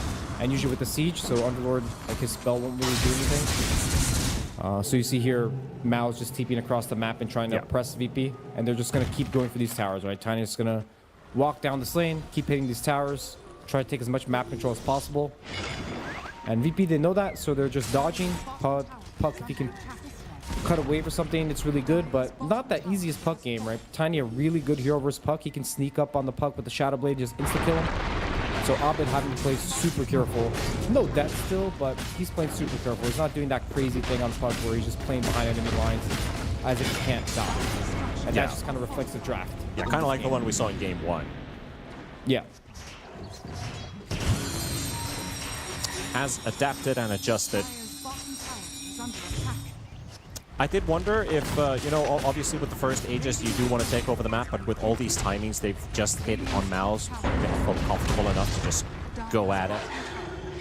I was like, I can see them poking. You know, Tiny's going to walk up here, going to get nuked, and then maybe decide that this is hard. Oh. Got the pipe off, though, and that's going to get burned through. They're doing a lot of damage to the Underlord without the TP. He's not connecting yet. They might have the time to blow him up before anybody gets here. Another roar follow-up. This is a good sequence for MOUZ, but for VP, probably weren't expecting it to happen in that way. The Underlord just tried to zone out the Tiny from pushing. Yamich lands a hook when he really needed to. And before the teleport's finished, they find 2 kills. I mean, this Pudge, man, he's just getting the hooks. The bad situation is that common where the Underlord just walks over and just stops the push with the spells, but Yamich recognizing if he just hooks this guy, he's just dead. They don't want to come back to defend. You know, ideally, they're just scattered on the map and they continuously farm. And as you said, they took a little peek at the high ground, you know. Tiny's just like, I'm just going to hit this tower a little bit. Ooh, I hooked him. Oh, nice. Nice kill. And then it just turned into a high ground push since they died on the best hero that they have to defend the high ground. So MOUZ super snowballing, playing to their strength, right? This is what they are the best at, is just snowballing the game super hard. Yep, they're in a leading position. The bottom lane cleaned up 14-4. Only 4 kills this game for Virtus.pro. The previous kill took place at 16 minutes, so it's been 8 minutes of them just scrambling around the map, trying to push out waves, try to get something going. Not a whole lot, and those kills have pretty much just been Phoenix. They've actually only been Phoenix. Yeah, VP has a really hard time doing damage in this game since all their heroes just do magic damage, and Ench basically doesn't really do anything in this game. He was only really picked to mess with the Beastmaster, and he had a really bad early game, so this pipe on Darkseer, together with all these magic resistance items, the double Glimmer, actually Pudge didn't even go Glimmer, he just bought the casual Shawl. Also, they just have a really hard time doing damage. I'd really like to see from production if we could look at the damage dealt by the mid laners, if we could look at Abed's stats for damage dealt this game, because he's 0-0-0. He's played PvE, but he's definitely been around poking and doing damage. So I'd just like to see how much hero damage he has, given that he hasn't been a part of even an assist yet. He's done more than Lornoff, who's on the snowballing side. That's kind of baffling. Yeah. It's just the D-push, right? He's just there when they're hitting the tower, so he presses the spells on them, but with all the HP regen from the pipe and even the magic resistance, MOUZ can just regen up and not really care. So MOUZ, they're set up to have a really good second Roche fight and be able to close out this game. Tiny gonna have his BKB delivered to him, and Roche is really far up. They can just keep forcing them back on this high ground. Maybe Pudge can start with another hook and they can get a pick off. There's a wave coming in this top tower with the siege, so VP have to deal with this. Let's see which hero is going to come over. Stallis in the front, remember, no Aegis. Nice defensive hook. He also has Harpoon on Tiny, so he can reposition himself with the Harpoon. Yeah, so balanced. And you do have an interesting interaction too. If you harpoon the tree, you destroy the tree, right? Yes. So if you hit the hoodwink tree with the harpoon, you prevent his bushwhack. Yes. A very minute detail. It's not like it's always going to happen, but it can happen because it's now able to. Now, VP smoking up Crystallis. He is alone for now. They don't have the Beastmaster nearby. Another saving hook. The coil comes out. They've got the Darkseer locked in this time. Nice 4-man vacuum. Can they follow up with the damage? I got the egg placement. There's over the roar. Connected on to the puck, and Aves going to go down. That will be his first death of the game. Saberlight zoning them out with the Pit of Malice, with the Rod of 8 toss, another hook attempt, forces Saberlight to take another direction, and the Harpoon is there. Saberlight tossed in the air and killed. 2 kills for MOUZ. They are very low on resources, though. They'll take a second thought about should we push or not. They don't even have a wave, so the backdoor protection kicks in. And they use all their spells there on MOUZ. They don't have to keep going. They can just relax. They're going to go for here the Wisdom contest. And Ike topped the damage on that fight, too. Nice. The Phoenix Sunray doing so much damage there to the Underlord. And also Orchid completed on the Beast, so this puck, he doesn't have a Dispel. And he doesn't even have Dispel queued up. And none of his teammates have a Dispel, so... The game's just getting harder and harder for this puck. He's playing against Pipe, which is one of the biggest counters to puck. The puck just doesn't really do damage, and now he's playing against an Orchid, so... Abed... I wonder if he's going to change this Shiva into something else. If he's going to buy a Dispel, he's going to buy Lincoln's. Oh, we're using the gate to take the Wisdom. And he got it, and he got out. They're right off the mark there, the Sun on the Tiny. It was really close. And they found a low Darkseer. It is a good pick here for Virtus.pro. Get something to keep them in the race. That's a 2,000 gold swing, actually. Went from 9 to 7k. With Hellscream picking up the 400. Yep, pretty big kill there. Darkseer had 0 deaths, so fed a lot of gold. That leaves us to 3 Immortals now on MOUZ. Well, this game is just going to come down to this next Roche fight. Roche is going to be up in a minute and a half. And again, it's going to be the Roche that gives the banner. And of course, Beastmaster, Tiny, these heroes, they really want the Aegis to be able to play in the high ground. So both teams, they don't want to give Roche for free. Roche is going to spawn on the... hook. Oh, that's on the money. Stacking stuns a little bit there, but they have more than enough damage. It's a good pick. He just keeps getting the hooks on Pudge. What a beast. They did have the vision on the outpost, but walking in a straight line shouldn't miss those. Shouldn't. It still happens these days, but here he's there. An AD rune on top. They're moving to top as well. They're poking Tiny, but there's backup coming in a few seconds, so they just go for a bit of poke. Force the BKB, teleport out. AD from Lorinov.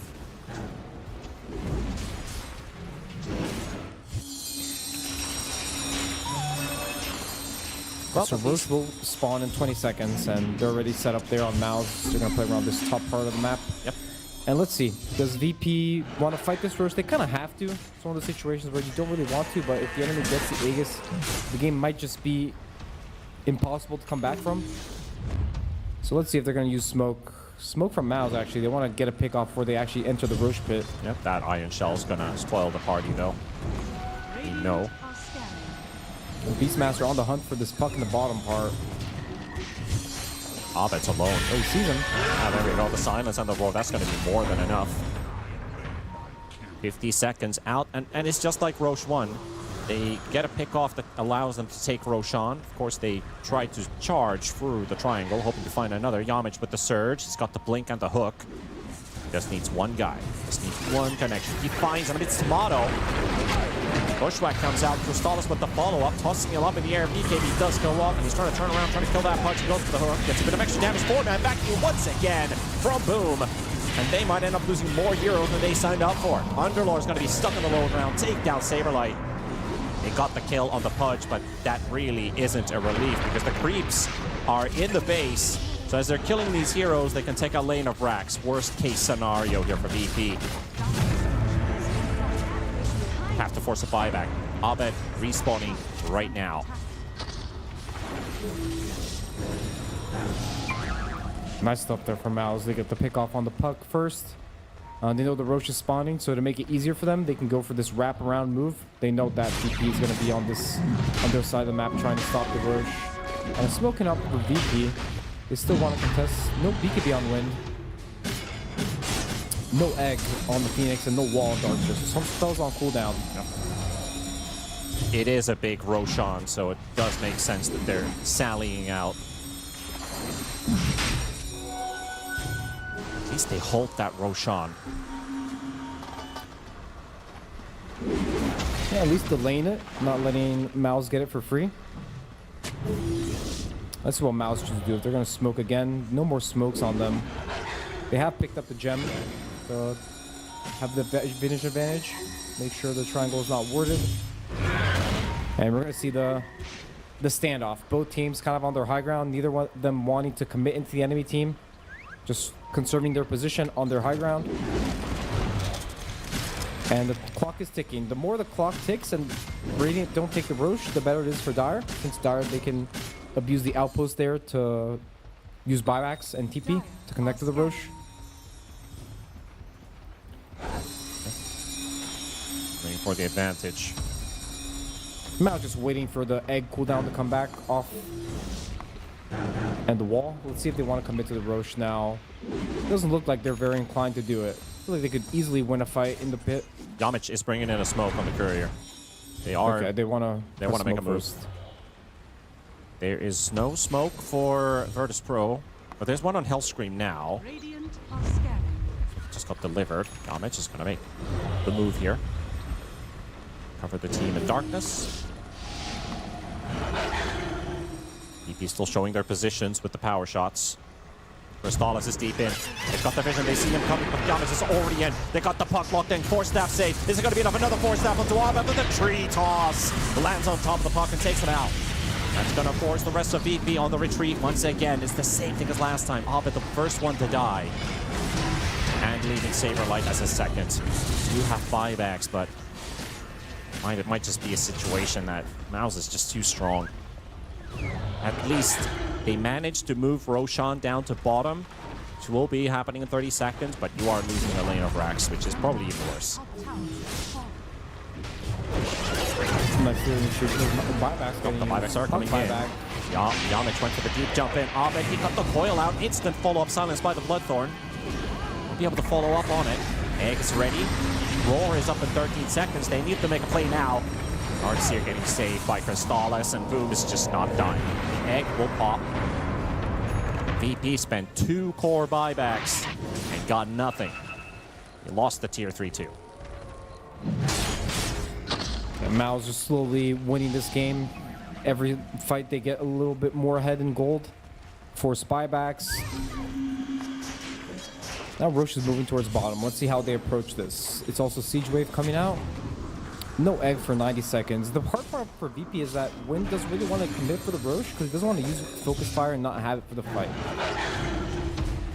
Or does he? He's walking into the pit. He might just do it. If you want to do something for now. Completely uncharacteristic, would be to just make the move first. Just go straight for it while MOUZ is sleeping. They're probably feeling good that they've had so much success all along. That Beast Illusion is not even walking into the pit, it's just walking past the pit. Now they're going to scout it out. The Roar comes out. They're like, got the Rod of Atos. They're doing a lot of damage, forcing the BKB from Crystallis. Small wins, but still not enough for VP. And BKB and Wall used. Well, MOUZ a lot weaker. They still don't have egg. Smoke on Ench. Let's see if they want to use a smoke. Their lane's going to start being a problem soon. This top lane getting pushed in by this Beastmaster illusion. And it's super easy for MOUZ. They just have to wait. They just have to wait for the win that want to commit to the Roche. And then it's super easy for them to just drop egg and contest this fight. Motto's already 20 parking. seconds for egg.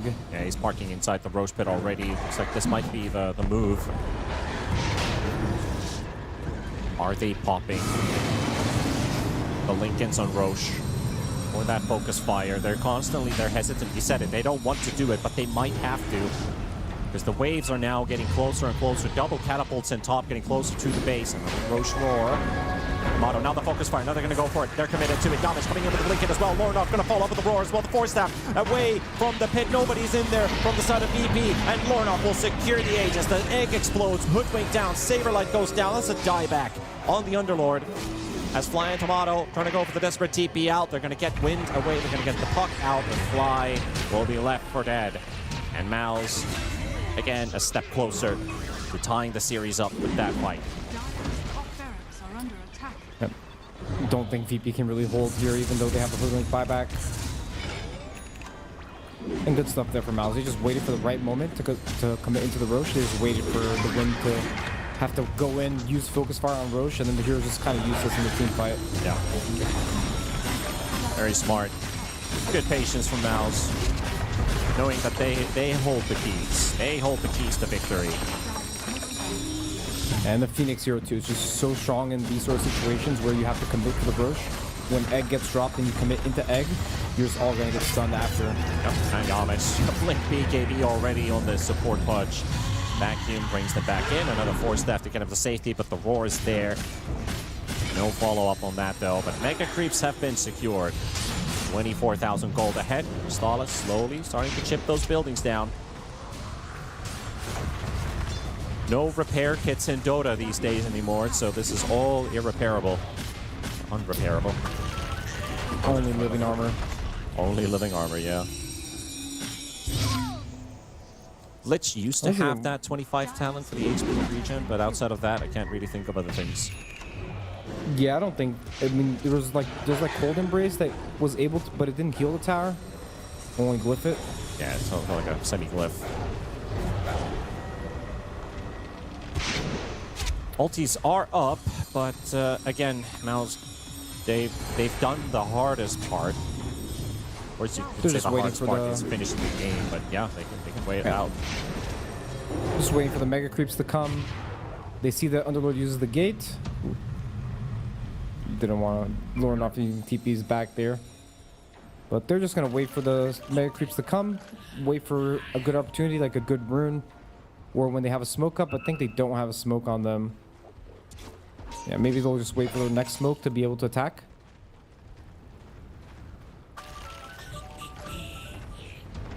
Still 2 minutes on Aegis, so they're not really in a rush on MOUZ. The game's in a really nice position for them. Kind of their game to lose. So they can wait for Pudge to get a good hook, start the fight off with the 4v5, and he's in position. He's going to get this Underlord. Yep. Here we go. Straight into the loving arms of Yamish. Pretty much the end of the run here for Virtus.pro. This game too, as MOUZ will run them down. There's another buyback. The tier 4 towers melting in front of their eyes. Leaving that engine exposed. Another attempt with the focus fire, trying to blow up Lornoff. He will actually just tank all the way. But as you said, Aegis is the only thing that pops there. And GG will play his call. 40 minutes it took. You could say this game was over some time earlier than that. Only 4 kills early on for MOUZ, and all of them were off of the Phoenix. So MOUZ will tie this one up and stretch it into a game 3 or elimination. And nice comeback for MOUZ. Total domination of this game. You can see the score on the Puck and the Ench kind of reflecting how the game went. Puck having a 0-3-1 score, so he didn't get a single kill with 1 assist during a 40-minute game. So it just kind of shows that VP, they didn't really have any of the tools to be able to actually kill heroes, right? They're playing against all the match resistance items, and even the Pudge kind of just breaking their ankles of the early game. So VP's just plan of having the Ench interact with the Beastmaster didn't really work out.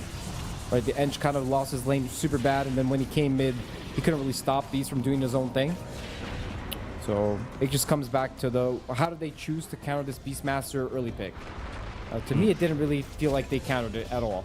He had a super free game. Even Crystallis going 7-0-14, kind of uncontested on Tiny. They didn't really have damage to be able to threaten his hero, even though the wind can be decent versus Tiny. Yeah, we've seen how good Wind Ranger can be versus that Tiny in the yesterday's series that we saw.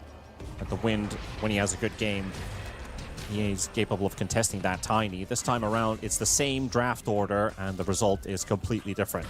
But gotta hand it out for Yamich. This Pudge worked exactly as it should have. Sometimes you see a hero like Pudge, a Marana, for example. If you miss all your hooks or your arrows, you are a waste of space.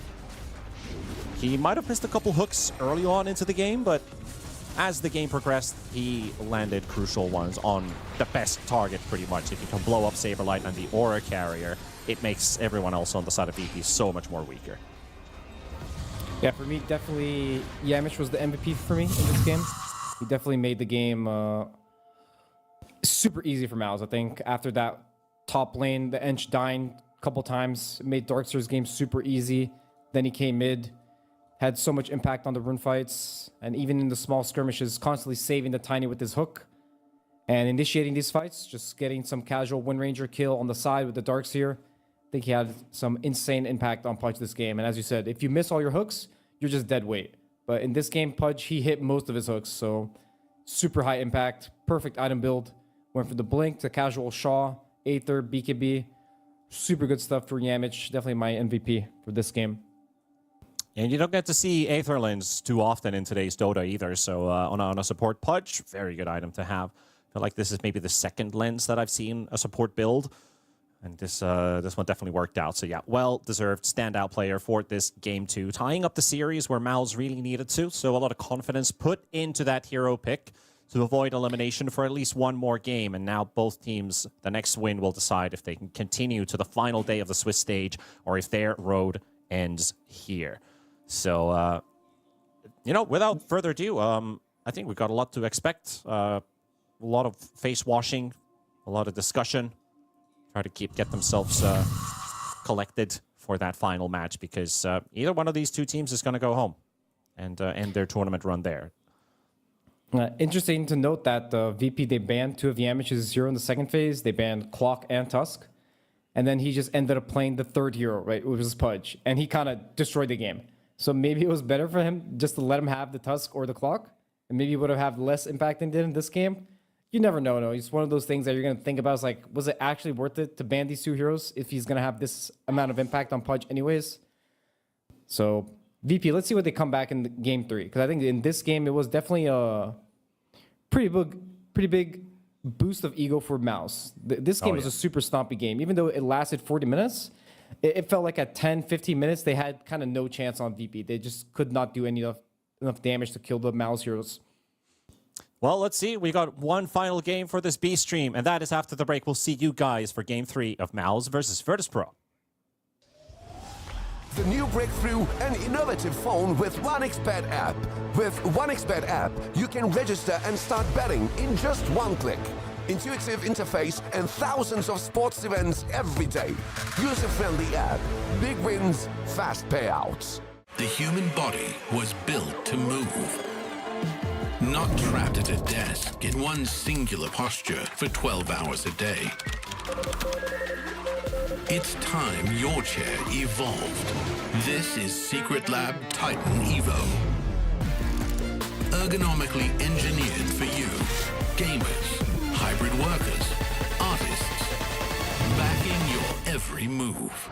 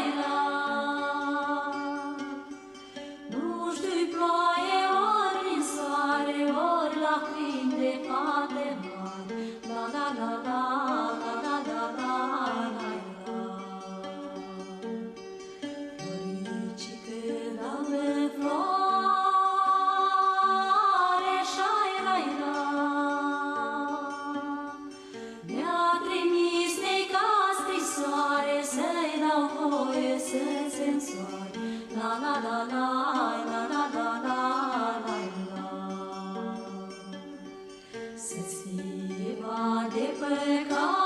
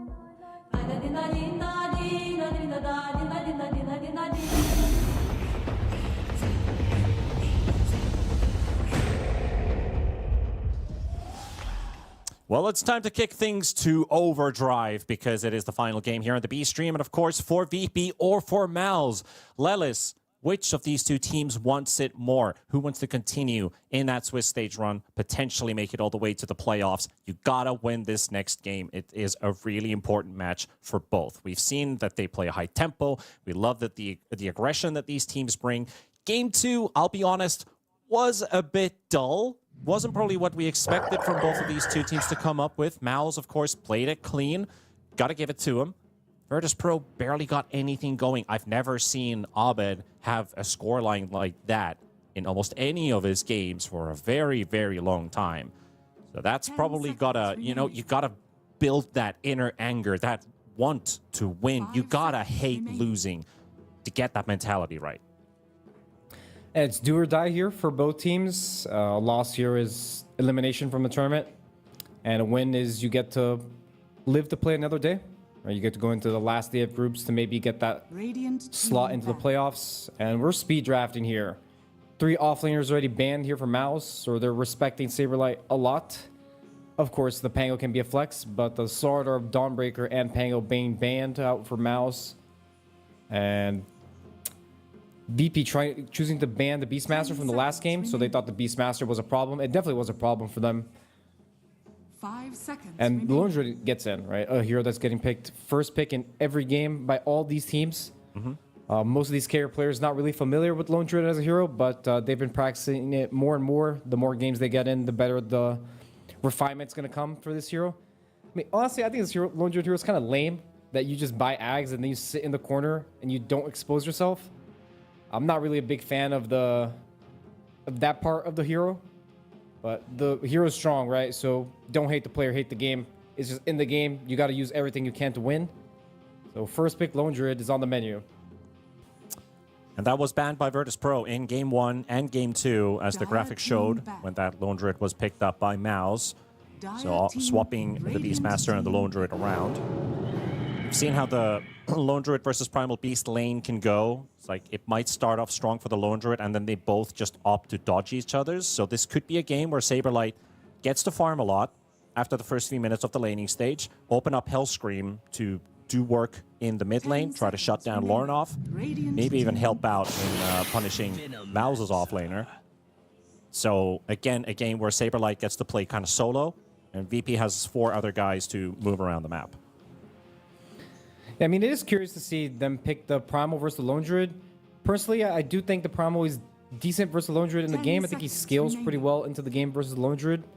But I think the main problem with the Primal here is just the laning phase. Now we see the Veno 5 being picked up for Ike. I think it's a perfect fit for him. I think he's a really aggressive pos 5 player, and he plays for those early kills, early rotations. And Veno fits that perfectly. And we saw this yesterday, the Veno Lone Druid lane. It's a very deadly lane. It can get kills from level 1 with that Gale level 1. And it can be rough for Saberlight. This lane might just be super hard for him to play into. So let's see if he's going to try to pull the wave or anything like that. And we also see the Clock versus the Primal. It's a Yamage special, the Clockwork, and also a very good hero versus Primal. It makes Primal really hard to play with that battery being super annoying for the Primal, and also the Cogs just bouncing them away constantly. Yeah. And VP, they're just speed drafting. They're just like pick after pick after pick. They know exactly what they want to play. They've planned out everything. You know, that Bobo draft, he knows exactly what the enemy's going to pick, so he's just insta-picking. We see the Phoenix being a very common pos 5 hero being picked. 10 seconds. Really good against Lone Druid since it does percentage-based damage with that Sunray. And the Bear has really high raw HP. The Rubik, another really meta pick hero, just kind of standard. Really good versus Veno. All his spells he can steal from the Veno are really good for this hero. And the Tiny was picked up by MOUZ in the last game. Now goes to VP. So Tiny just probably going to be going carry. You know, it's kind of a flexy hero. Not really. It's probably just going to go carry. The way the patch turned out for Tiny is just that the Tiny carry is just so much better now than the Tiny mid. And I also really like this Rubik pick because of, given reasons of that busted shard, it's a cheap force staff in a game like this. Throwing people away from Clockwork Cogs, getting away if they get entangled by the Lone Druid Bear, and just saving them with the lift. Like, that's 1,300 gold saved right there. Or even, actually, maybe even a better force staff, if you put it like that. The distance is quite far. You can send your allies to. They pick up the Storm Spirit, though, for Lorinov. How do you feel about this pick here? Because it is, of course, Lorinov, one of his absolute best heroes, his staples, why he's been named as one of the best mid laners that you can find out there. And, of course, on that Storm Spirit specifically, the game that he's going into. A comfort pick for Lorinov. I think, personally, the Storm in this game is pretty decent versus the VP supports. It's very good versus Phoenix, right? Phoenix struggles against those high mobility heroes since Phoenix doesn't really have any stuns or disables with no roots, no silences. And even Rubik, this hero doesn't really have that much disable, right? He has telekinesis, but it's not that reliable of a spell. So Storm, he really enjoys playing against both these heroes. Rubik also can't really steal good spells from Storm. You know, it's not that the spells are bad, but they're not ideal. They're not spells like, for example, against a Void Spirit, where you can, his spells do a lot of damage, helps him push the wave really easy. High mobility spells or disables. The Storm, you can get Static Remnant and just kind of push the wave out. And rarely do you ever get the pull on Storm because he's constantly pressing Static Remnant all the time. So, decent heroes versus Rubik. And just a lot of comfort, right? In these elimination games, you want to make sure everybody on your team is playing a comfortable hero and everybody's very confident. You don't want someone to, in the middle of the game, just start losing confidence, missing spells, not press their buttons correctly, right? So you see a lot of signature heroes for both sides, heroes that fit their players really well. So that's what you want in these elimination games. So far, the Boom hero is missing from MOUZ. So the Timber is out. The Slardar was already banned in the first phase. Also with the Pangolier being removed. He has played 8 different offlaners. They'll kind of leave us with the Sand King, the Underlord. I think the Brewmaster is also still in the pool. And, of course, the Darkseer. So one of those is most likely to get banned. They actually banned the Necrophos, so trying to protect that core Tiny from getting slapped down by a Reaper Scythe. Yeah, one of those heroes that's been showing up a lot on that 23 and 24 slot. Necro, really good versus the high HP heroes. So, understandable ban. And boom, a lot of his heroes did get banned. So, no Pango, no Timbersaw. He had a lot of success with. I can see them picking a Tide. They definitely want that AoE team fight for Boom. Like, the Lone Druid would benefit a lot from that. Tide, not the best hero really against Phoenix and Tiny, so maybe they won't really go with that. They did lose with Brewmaster in the first game, so they might also not go back to that one.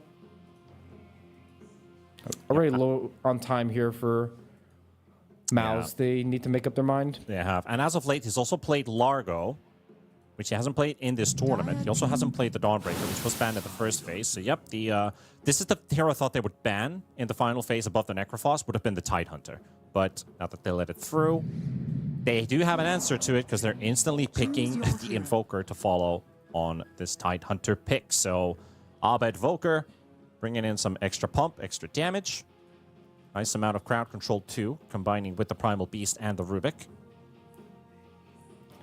Yeah, as I said, not the best Tide game since Tiny will buy Silver Edge and he'll have a natural break, and Primal, he can also buy Ags at some point into the game.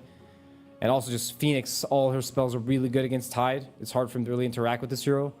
But they definitely needed that AoE teamfight on MOUZ. So that's just kind of the reason they picked Tide. More to complement their own lineup than it is to counter the enemies. And we see a last pick Invoker. I'm always really hyped to see this hero. I think this hero is really entertaining. Not in the first 10 minutes, because he kind of just sits in lane and loses lane horribly. But after those 10 minutes, when he gets that Meteor Hammer up and he gets his next item, then I think this hero is super entertaining. We see a lot of different Invoker builds. We see some people get the Sunstrike with the Ags. Some people, they go for the Shard with the Ghost Walk. BZM did that in his previous series, and they just farm Invis on the map. So let's see what Abed's going to go for in this game. He has a lot of good setup for Sunstrike, so he's probably going to go for the Sunstrike Ags one. Tiny, any hero he really combos with the Sunstrike, it's super easy to get kills. So I'm expecting a lot of kills in this bottom lane. Actually, VP's dire, so a lot of kills in this top lane with the Tiny and the Phoenix. Together with the Sunstrike, they can probably do a lot of work with this Invoker. Yeah, they absolutely can. And of course, is he going Dominator or Meteor Hammer? Because we've seen both of those two builds happen now. Meteor Hammer Probably would be gonna go the Meteor sensible Hammer. one. Yeah, that would be the trendy item to help out you farm. You do have those 2 camps close to the mid-tier 2 tower to farm. Will be the same for the Radiant side too. Maybe a bit easier on the Radiant side since they're a bit closer. But it won't make a difference. It's still going to be good. All right. Saberlight and Crystallis sharing the kind words to each other's there. Remco and Jonas into the elimination game.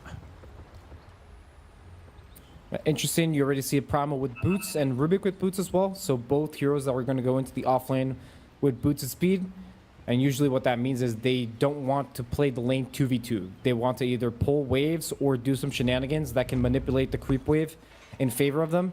So they're going to avoid disputing last hits 1v1 in that lane. So maybe Primal's going to try to cut the wave level 1. You already see the clock in position in bottom lane to not let that happen. And they definitely want to start in this bottom lane on MOUZ and get a grip on this lane before they can start pulling these waves. So Clock might even start bottom level 1 to make sure they don't do any of these wave pulling shenanigans or kill the wave behind the tower. Yeah. And you could look for a surprise kill potentially too, right? You could send 3 heroes into one lane, which we haven't seen over the course of this series, which both teams kind of have to pay attention to if that is going to happen.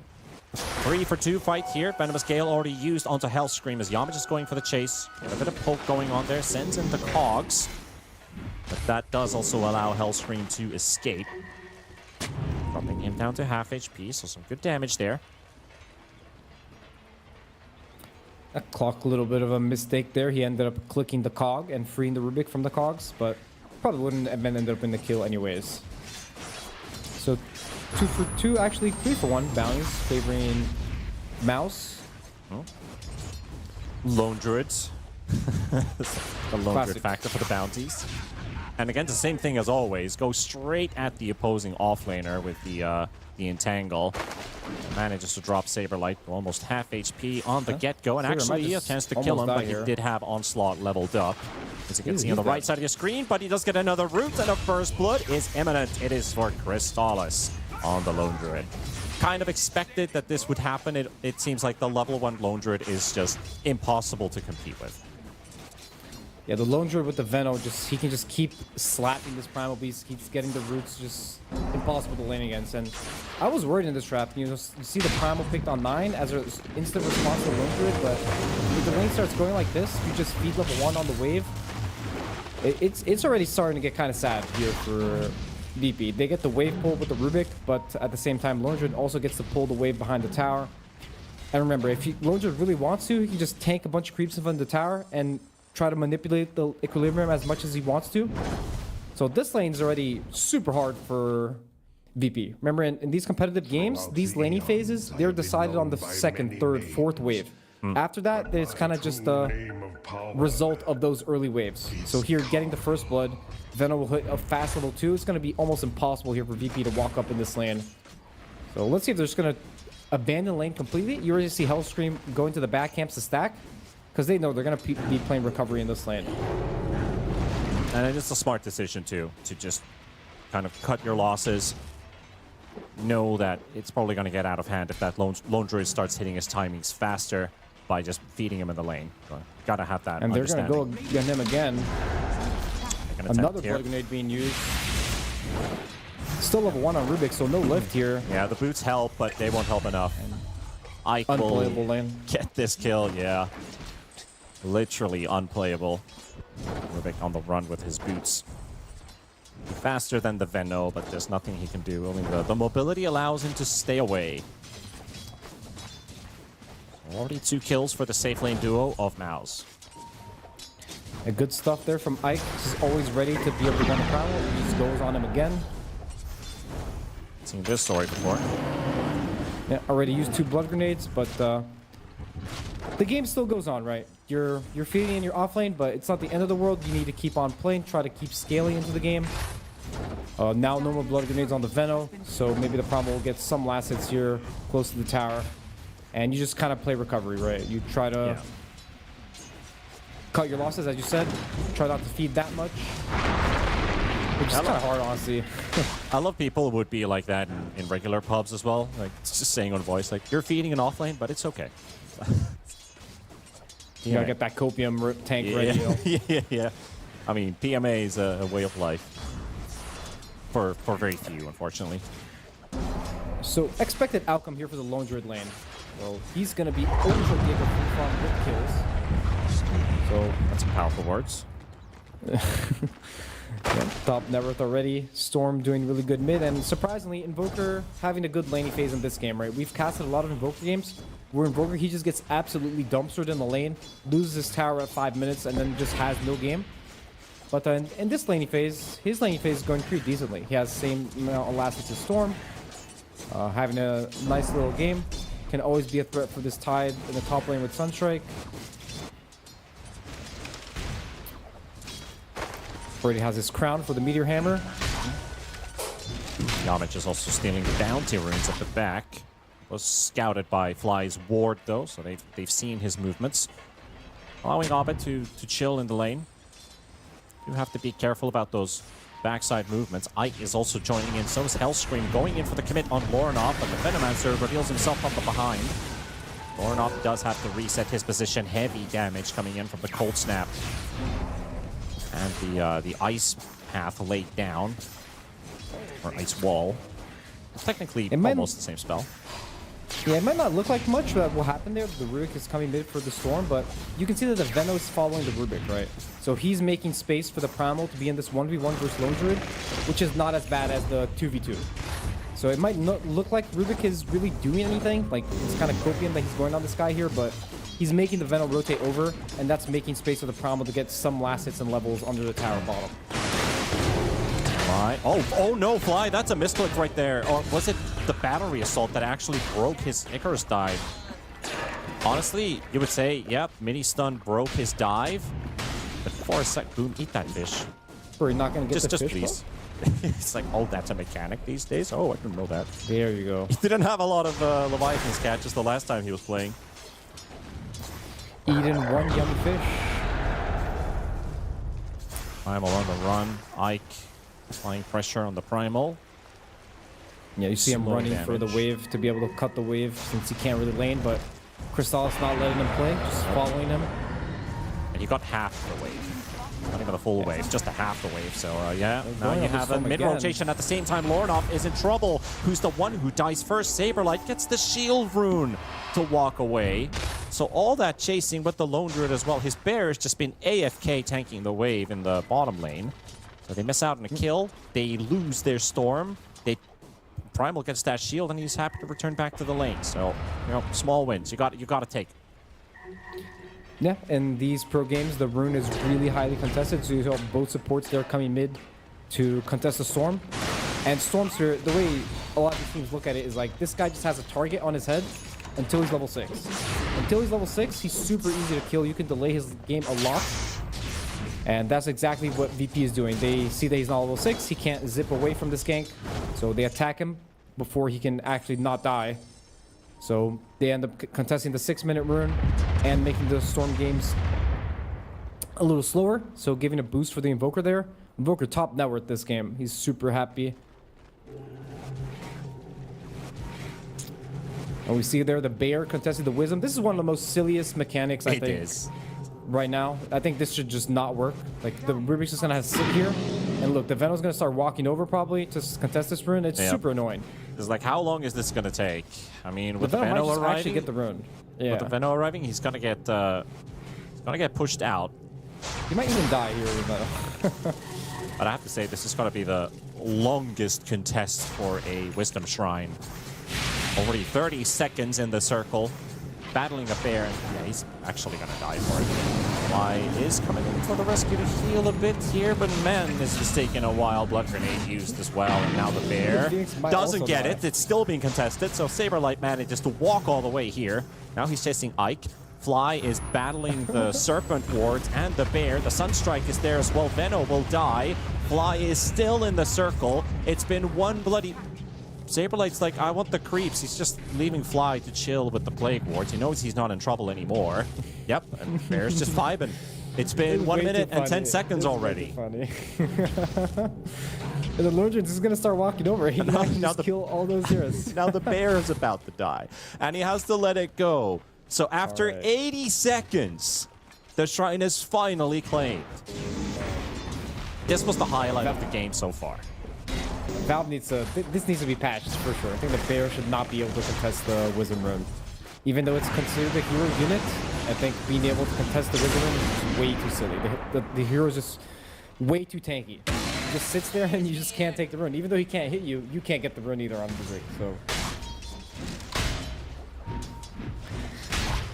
Tide going in for that Mage Slayer, another flavor item of this patch. Really good item, the way it got changed. The debuff buff and just the build up for the item is really nice now. So a lot of heroes that do damage to their spells on Dire, Invoker, Primal, even Rubik. So I like this build a lot.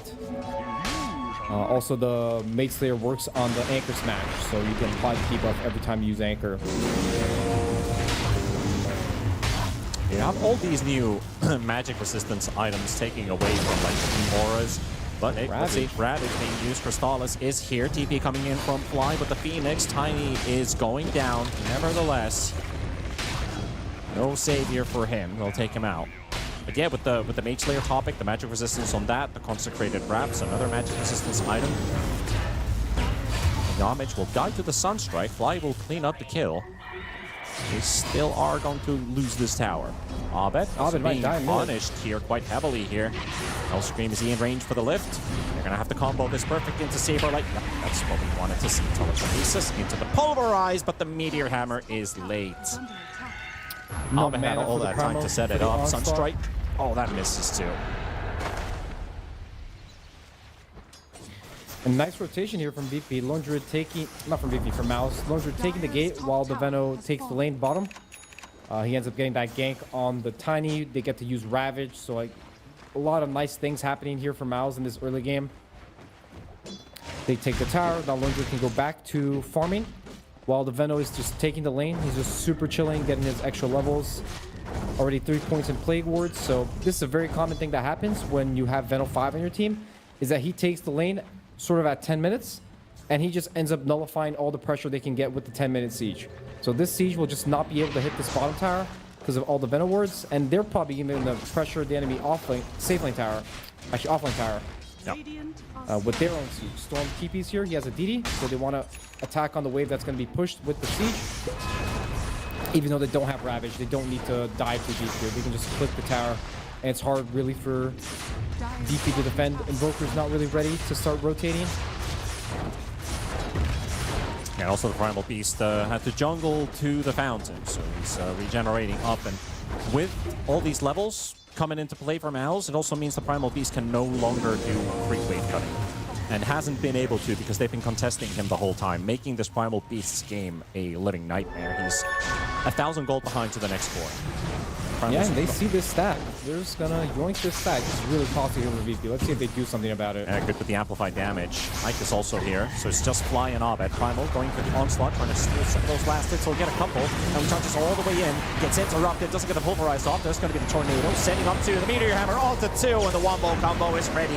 The egg will explode as well, so the bear's locked in. Crystallis' bear dropping and taken. Abed will get the gold for that.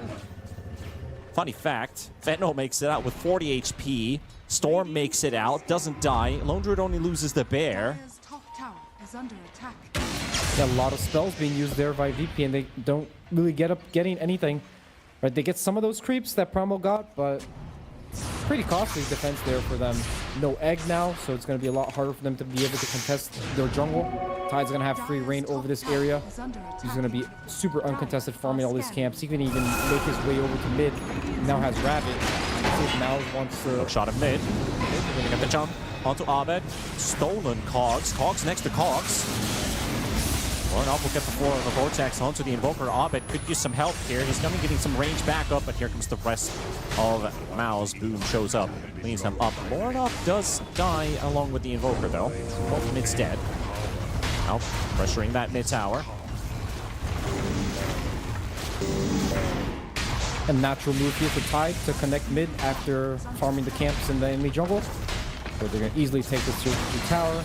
So all tier 1 towers going down. That's just the power of the Lone Druid, right? He went to every lane and he took every tower. That's just the power of this hero now. He's just so strong. He just wins his lane and just rotates to every lane. Makes the map really small for the enemy. A big difference in building damage delta already. 4 times the damage from MOUZ compared to Virtus.pro. They did get that mid C1 tower. Creeps have done most of the building damage so far. You can see that bottom wave is also chewing on that tier 1. Saberlight feeling happy to farm this area, included to the 2 camps that he's been hitting for maybe the last 7 minutes.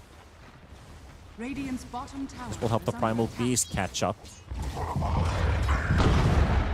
And VP soon will hit their timings. They're just waiting for the Primal Beast to have his Blink Dagger and the Tiny to have a Shadow Blade. Then they're going to start probably making some moves. So a little slower lineup here for VP this game.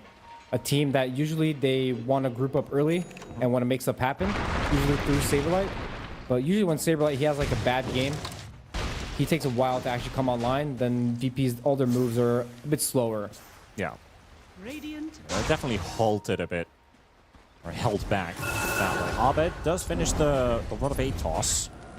He's on his courier. He doesn't want to reveal it. Smart move to keep that courier on the side for a moment. This is cleaning up the wave. Now he picks it up and they smoke up. Hunt for a kill. They'd love to kill the Storm Spirit if they could, but Ike has parked very far front with his Serpent Wards, the Flake Wards, I mean. Motto. Nice position here for Venom. Just blocking the smoke. He's gonna tank all the spells. Ornoff is nearby, but not close enough to catch, so they'll suffice with a Veno kill with a Rod of Atos. Yeah, better for the Veno to die than for the Storm to get ganked. So good positioning there from the Veno, playing aggressive in the enemy's face. I like his mana burn. That hook shot doesn't quite connect, and it's now stolen by Rubik. And here he returns the favor. Stun on top of stun. Meatball flies in. Yamich is down. Ornoff is down to half HP. I'll hunt down Hellstream to get a response for losing Yamich. Throw your fish. Sunstrike, not on point. Yep, forgot the fish. Boom. Did he eat before the game or what? He's just not hungry. Just doesn't care about the free bonus damage block for something. That's really handy. I mean, to be honest, it doesn't make that big of a difference. But it's nice, you know, it's nice to always get the fish. You pro players always saying about the small things matter and paint the big picture, and then it's like, it doesn't care about some bloody fish. But you're right, it's not a huge impact on one. Yeah, it definitely is nice, but it doesn't matter that much. And we see Promo, he has his Blink Dagger, still not making any moves yet, just continues to farm in. And Clock gonna go on Promo. Clock, a very good hero with Promo. He can break his Q spell. And he didn't choose to put him in the cogs there. A little bit odd. He has finished his blink. Did reveal it there too, so they know about it. Tiny Shadow Blade is coming to him right now. So we're gonna see a little bit of those pickoffs going off. Venom might just get picked off here, which is insta dies, very squishy. Slap, bonk. Didn't even need a Sunstrike there. And that's one of the reasons that this Tiny hero has come back. You know, Tiny with Shadow Blade, getting these pickoffs on the side of the map. Harpoon getting buffed, so another bottom pick for him. Only at 1,000 HP. His onslaught was already broken. Uproar, trying to keep himself alive a bit longer. Only gets the ulti off, but too much for one hero to deal with.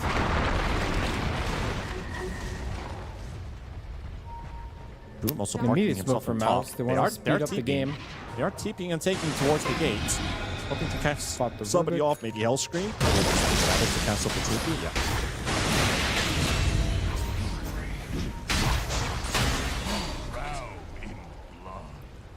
Worth it. You know, it's one of those skills that you get on ties that worth it, guys.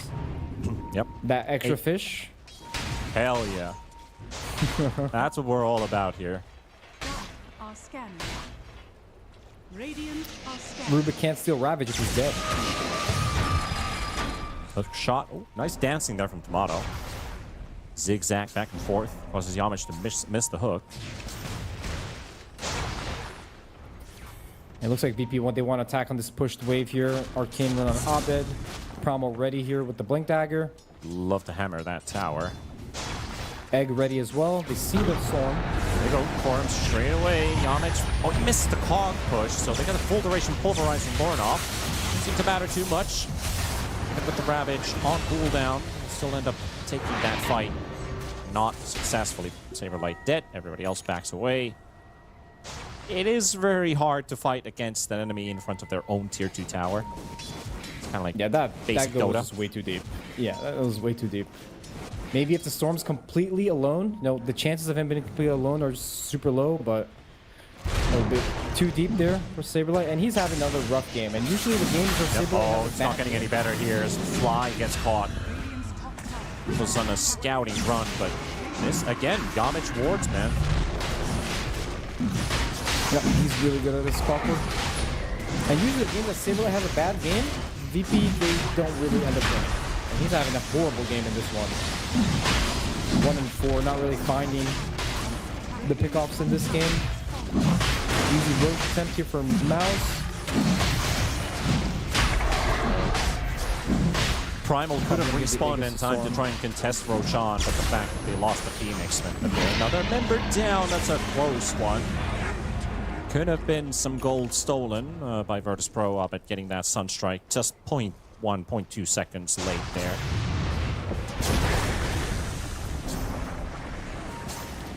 And this game is not going to get easier for him. He's so far away from his BKB. He chose to go for the shard before.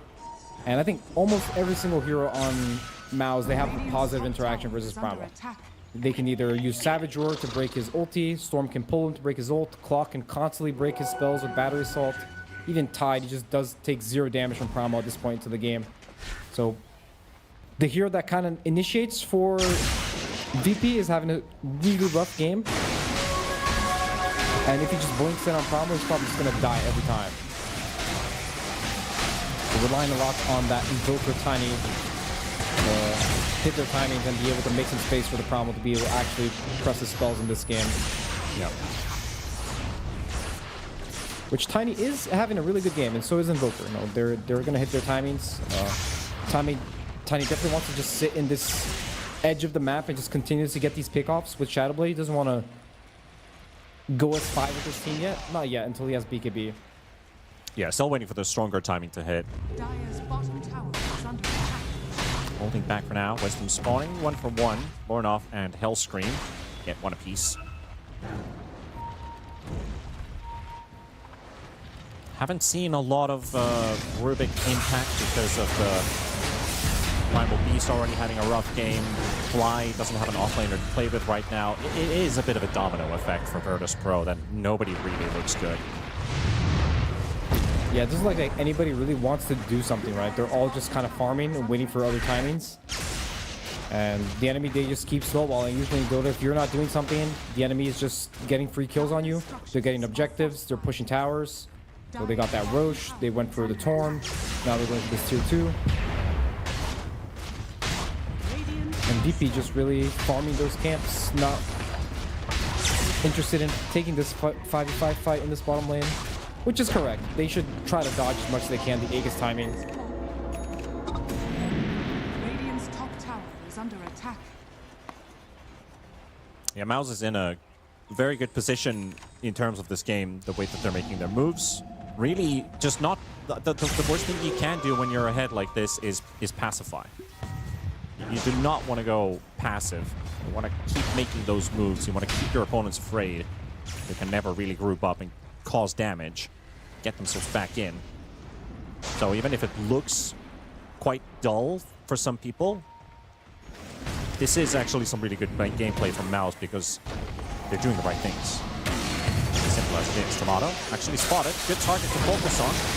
They can blow him up with a Ravage follow-up as well with the hook shot following in there. Used as permanently stunned like he got the BKB off at 600 HP. The Fly keeps him alive. Bornoff jumping onto the back line, going to get hit by the Rotovane toss. They will clean up the Rubik. Egg's going to be popped. They're going to target that Egg down though because it is only a level 1 ulti. Got the Aegis. It's the only thing they'll get from this fight. got the Tiny away. I think that's the most important thing, sacking the supports and trading for an Aegis while losing no cores. Has been killed. Good engagement there for MOUZ. They don't end up getting the Tiny kill, but they get 2 support kills. Tiny has to use his BKB. So in the next 9 to 5 seconds, Tiny's very susceptible to these ganks. Storm ends up losing the Aegis, but it's all good. First Aegis, it's probably worth it for that fight. Lone Druid closing on the Ags, so we see a very common item. After he gets his Ags, he kind of just sits in the corner with his hero and has his bear run around. And going back to that last fight, I think it's really important that none of those cores died because they're reaching some big item penalties here. You're very close to a Silver Edge. You got the BKB almost done on the Primal Beast. You just finished an Octarine core on the Invoker. So there are timings still for VP to play this game. If they got killed, if they got shut down, or at least getting slowed from their timings, it makes this game that much more harder to get back into. And the Primal is getting closer to his BKB. And when he has BKB, then he can actually play the game. Yeah. It's just been like 25 minutes of him just suffering, getting disabled, slowed, stunned, and he can't really press his spells. So only one more component to his BKB. Doing well here on Saberlight, farming the edge of the map, not getting picked off. And the gold lead not really getting too out of control here for VP. Yeah. They're still in this game. Definitely a winnable game. Spotted Saberlight's Primal Beast this time around. Trying to walk through the Twin Gate. It's been a while since they've actually found it, so I'll be happy to finally catch him off guard. Another galvanized. Maybe a trade on the Venno. Alright, Abed gets a solo kill. These are pretty big kills, considering just hit level 16 on Abed. No the top lane, Lornoff. Yep, there has to burn that BKB and no Aegis either, so Lornoff is vulnerable. But the rest of the team is arriving for the rescue. Tomato, BKB teleport still there. Yamich does not have a hook shot. Tomato deciding to just avalanche and stick around, trying to run away with the Shadow Blade. Egg explosion from Fly. I didn't even notice there was a Phoenix Egg actually there. Hook shot almost on the money and now actually puts Yamich in a deep position. Abed looking for the Meteor Hammer. Just follow up the stun on that Tornado. Gets the kill. And they will slap down Hellscream. Quick blink in. Another fishy fish. No fish. Get that fish, bro. No fish. No, he wanted the neutral shards. That stops.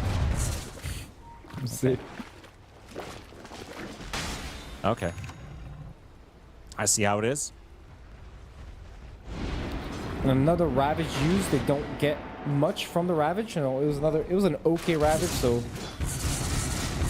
decent for VP. You know, Tide uses Ravage. They pump up a bunch of heroes on MOUZ. Storm was really low mana there in that engagement. He ended up using all his mana to zip over. And a big reason why VP actually ended up making more damage in that fight. It was 7k from MOUZ to the 9.7 on VP. Because that Storm didn't really have an impact there. Yeah. Almost has his BKB now on Primal. Is he going to have one more death here before we want to go on him? We find a bear in the top lane. Good kill. All the slows, all the stuns, there we go. Invoker's a really good hero versus Lone Druid. He has a lot of kitey spells that can kill this bear when he's alone on the map. And also having that Boots of Travel makes it really easy for the Invoker to connect and punish the bear when he's out of position. Yamich gets the D-ward, but he might pay with his life for this one. Very good positioning there. Good cogs usage there too. Some Gale by Ike. It's the vision away from that top area.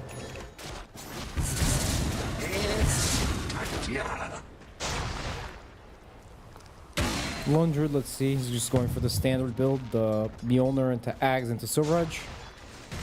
Yeah. Feels like it's nothing new there. Like the Lone Druids just have that same build. Yeah, it's a nice build. Makes a lot of sense. It works.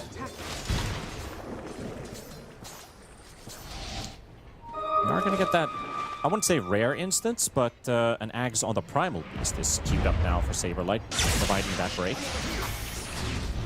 I mean, Primal, he scales really well into this game. Just the problem is getting to those late game items, right? Like when he has his Ags and then one more item, he's just going to be a monster. He can just solo kill the Tide himself. And he will just break the tide with his Ags. And even the Lone Druid, it's really easy for the Primal to kill the bear and be able to fight the bear. If he has a lot of items, he just needs like an armor item, maybe a Shiva after his Ags. Are setting up for potential round number 2. Are they just rotating down bottom? I think the Tiny just wants to slap down that T1 tower, which he definitely could do. He has so much damage. Yeah, he's just running to it. Whack down. I don't think lift it. I don't think they're going to be interested in defending this. And Roche will be spawning in 10 seconds, so it's going to spawn in the bottom pit. I think both teams, they have a really easy time killing the Roche, so the clock can constantly scout the Roche. So MOUZ are not in that big of a hurry to be able to contest this area. They're slowly coming over. Clockwork constantly scouting. I mean, they'd love to start with a pick-off, right? Because Clockwork is going to run into them. Saberlight, no reaction from him yet. He's still stuck inside those cogs, just standing still. There's low 1 HP. Tomato trying to go for the snipe on the Tidehunter. He can get him out, but no. 200 HP. Would have dropped the gem. Would have been dead without the Ravage. Egg might go, but no. It is denied. Now Saberlight is in an awkward position, soaking up damage from the bear, from Lorna. So go for the TP out, but that is not going to work when a bear's hugging you. That route goes through, cancels his teleport, takes him out. 2 heroes down. Nobody dead on the side of MOUZ, despite everyone actually being very low, especially that Tidehunter. Survived with 200 HP as Tomato was hoping to find a kill off of the Tide. That was a nice try there on the trying to burst the Tide, but unfortunately the Primal did not have his ulti there for that egg because he used it earlier and just got canceled by the clock. So he couldn't BKB and pulverize the storm there when he was hitting the egg. It might have been enough to protect the egg. A little bit of a misplay there from Saberlight not having a spell. Again, full focus on that bear. Their slows and their stuns run out, so they can't finish off Crystallis' bear. And Roche is coming top. Let's see if MOUZ, they are in a rush to kill this Roche, if they want to commit to it. It will roar since MOUZ, they took it last time. So VB will know that they are killing the Roche. And VB, they just want to wait for this egg cooldown, and then they can easily contest this Roche. And in the team fight, they're very strong as well.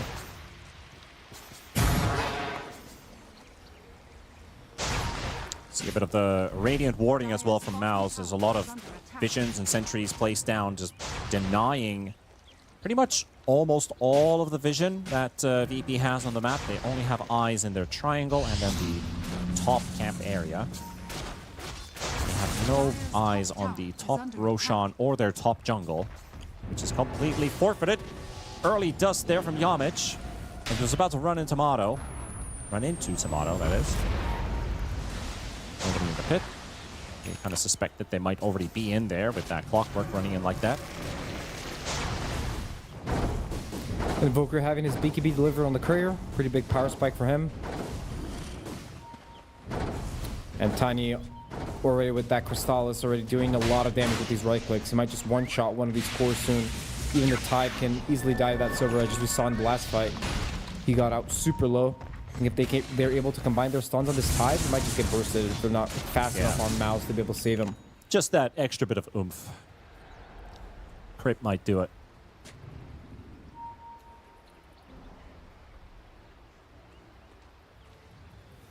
Hellscream has... He's got the ball lightning stolen so far. I was looking at the Ags on his quick buy. What are the spells that Rubik would really like to have in this game? I think Ravage is probably the best spell, but that one's kind of hard to steal. I think Venom spells are also very good, but a really quiet game from Rubik, right? It's really hard to have impact when you play these games where you lose your lane like this horribly, and you don't really have like an easy way to come back. So quiet game here on Hellscream. Not that he's playing bad or anything specific, but a hard game for him to really steal spells and actually have impact just the way his lane phase went. How are they going to contest this, Roche? Yeah, I mean, Fly has to buy back for this. They just killed the Phoenix in the jungle as they were fighting versus the Bear a moment ago. They are going for this smoke play. They know that second Roshan, denying the banner. Very important. Yamich flying around again with dust. Saberlight doesn't quite catch him there with the blink. Hoping to look for a pulverize. Hellscream steals the Aegis with the stolen ball lightning, and he manages to get himself out. The banner is still down on the ground. The bear's about to die. And that's the first one. Ravage coming out from Boom, connecting onto Tomato, onto Saberlight. Hellscream's got 8 HP and has that Aegis still intact. And Tomato has Lorenov bullying him. The anchor is on him as well. The egg's placed down and that will explode. Tomato will go down. Lorenov just completely ignoring that egg explosion. And for VP, they cannot kill anyone on the side of MOUZ. So you had a small breather with that stolen Aegis, but still no one dies on the enemy side. Again, they do more damage than MOUZ do, but MOUZ are the ones walking away with the kills. Big plays there from Hellscream, able to snipe that Aegis, but even though they sniped the Aegis, they weren't able to take that team fight. It looked really sloppy there from VP. They was a little bit confused whether they wanted to commit or not after the Aegis steal, and the fight didn't really pan out for them the way they wanted. Tide, very tanky now, having the AC and the BKB, so super hard to be able to go through this Tide, also buffing his teammates to take less damage from the Tiny. And we're going to see in that replay, Primal ended up using his spells there, so he couldn't really join the fight in the way he wanted to. Yep. He was in the fear, then he got hit by the cogs, and Lorenov couldn't quite catch up to him for the vortex to pull him back in. But yeah, the lack of those primal abilities there, and also not getting quite the catch. Man, Yamich really just... he foiled this entire attempt again from VP. Yeah, he's owning. He is owning this game. On clock. Yeah. I mean, this series has just been phenomenal. Last game on Pudge did a really good job in this game with the... I like his build on clock. The Essence Distiller into the Blink Dagger. The Blink Dagger is a really under-purchased item on Clockwork. People think that since he has this hookshot mobility spell, doesn't need Blink, but using the Blink to position yourself is always nice. His warding, his de-warding, his movement on the map, popping smokes, everything he's done right so far. Gotta feel really good for the rest of the cores on the MOUZ side. Well, at least for VP, they managed to deny the Aegis for MOUZ, so it gets a little bit harder for MOUZ to be able to go high ground. I do think he even... Did he get the banner there? It was on the Storm. He left the banner into the pit. He only went for the Aegis, got insta-feared. So that banner was then, after the fight, recovered. Yeah, Storm picked it up. So the question now is, will MOUZ try to do something aggressive, right? Because they're the ones that are ahead.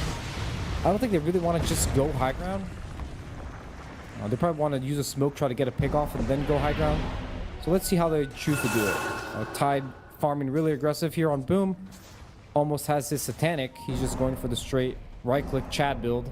I like it. I think it's really good, just the way this game has developed. He can be another physical damage dealer besides the bear.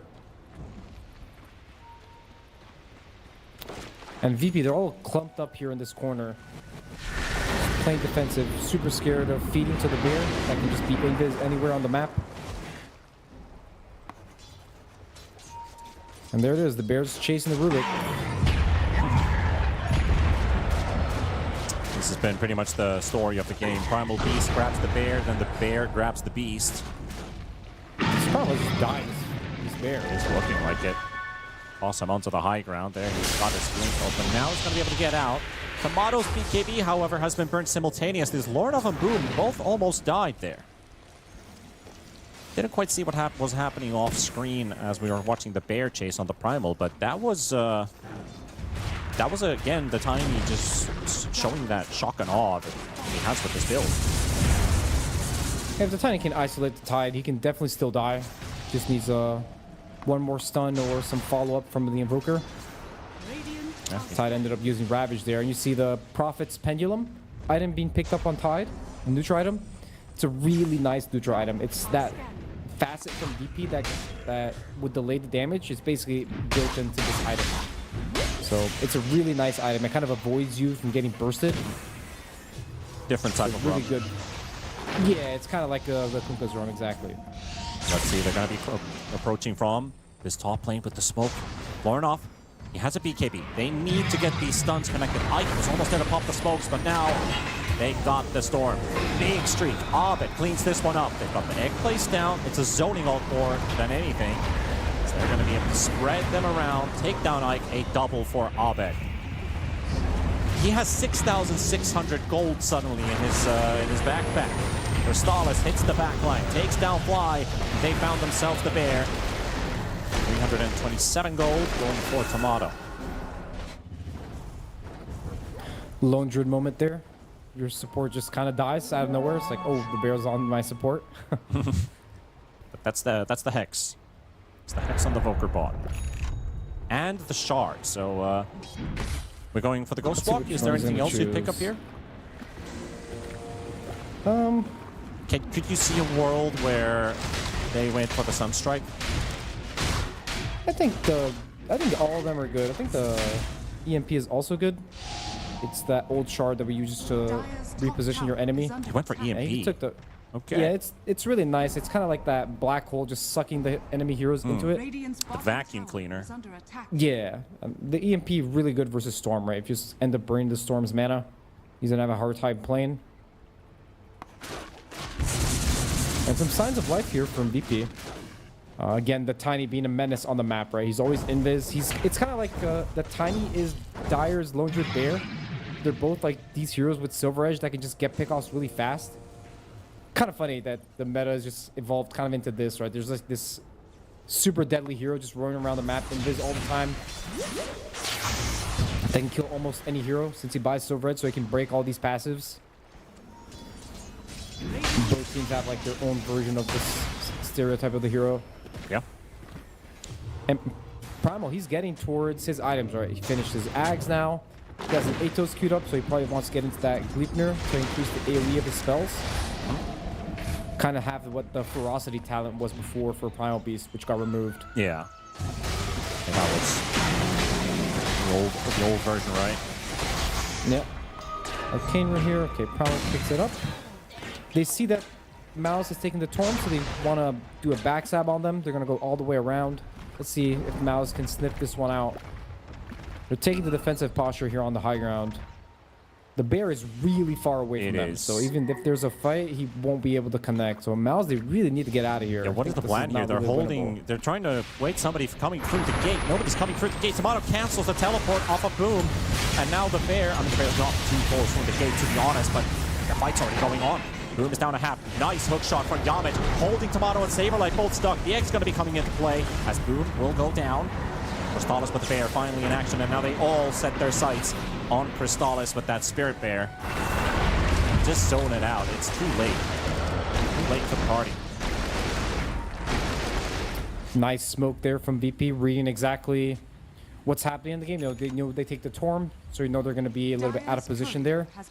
They do a little backstab on them, catch them off guard. Yeah, and you have to say they read that wrong. Sometimes it happens. You're expecting that they're coming through the gate. They're setting up a potential setup that they're going to contest the Tormentor by coming through the gate, but that was not what Virtus.pro was doing. They were just straight up running to them through the lane. Yep. And without the bear. Yeah, it's very common this point in the game where the Spirit Bear, he's kind of either split pushing or he's being resummoned when after he dies, so he's always far away from these fights. And it starts to become a little awkward where the Spirit Bear is not really with his team and he's just a split pushing force and never end up grouping as 5 heroes and taking a team fight. We saw this in other games too, where Lone Druid was getting into this late game-ish scenario where it's hard to really find that balance where he wants to split push and farm, but at the same time he wants to be with his team. And in that situation you saw the bear was not even close, so even if they want to take that fight, they're just going to be at a disadvantage.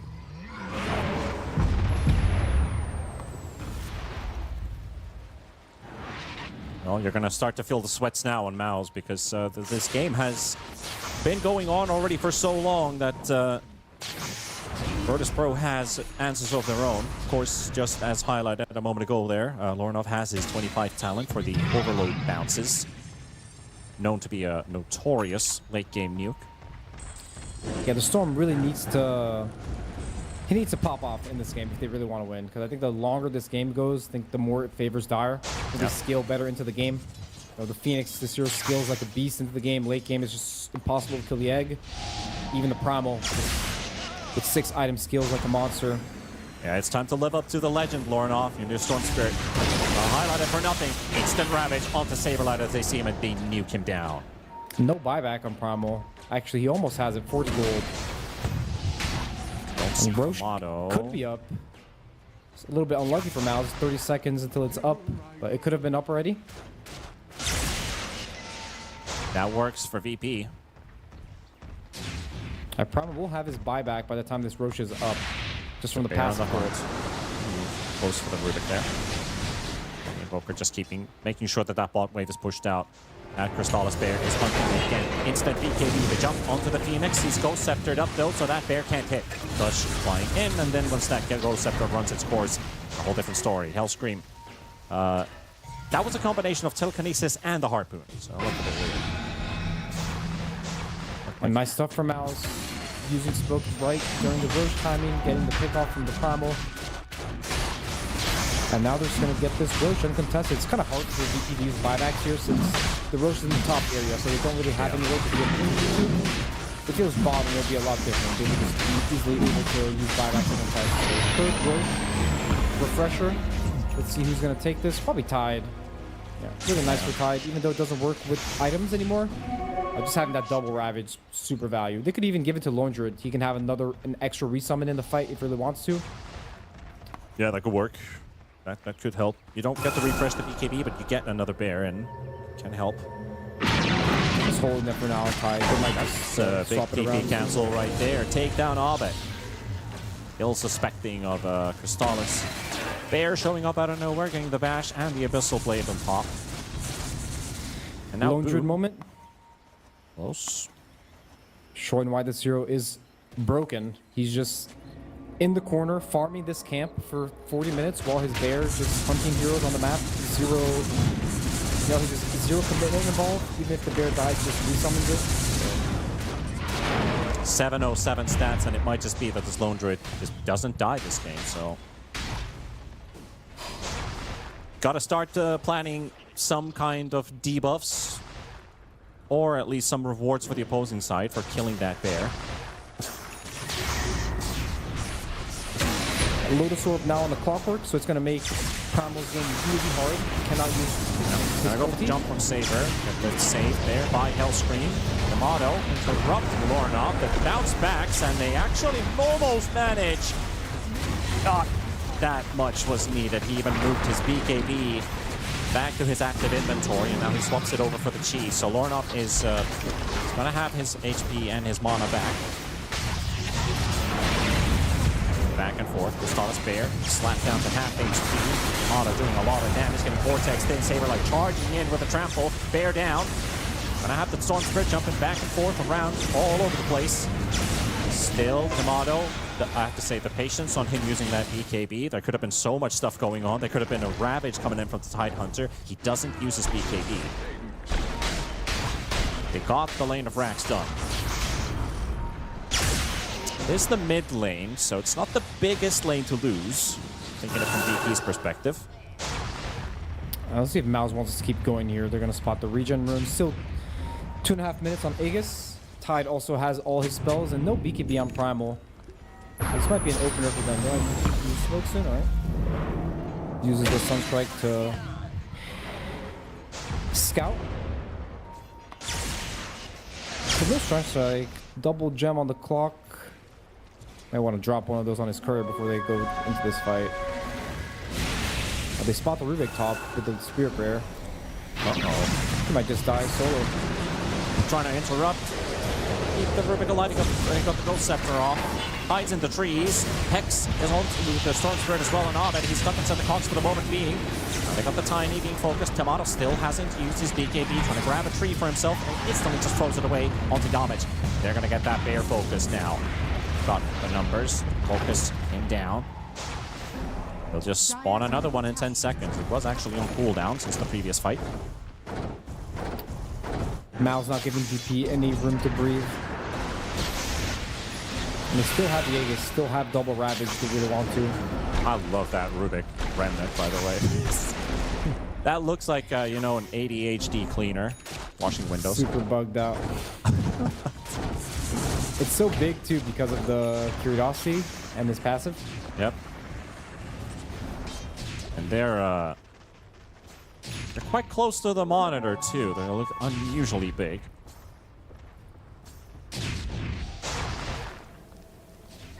Let's see if MOUZ want to use this last minute of the Aegis. They definitely do want to use it.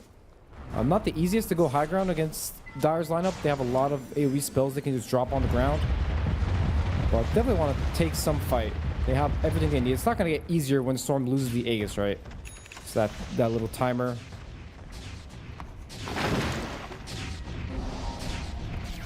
Let's see, Lone Druid's probably going to start hitting this bottom tower. Disperser finish on the Lone Druid as well.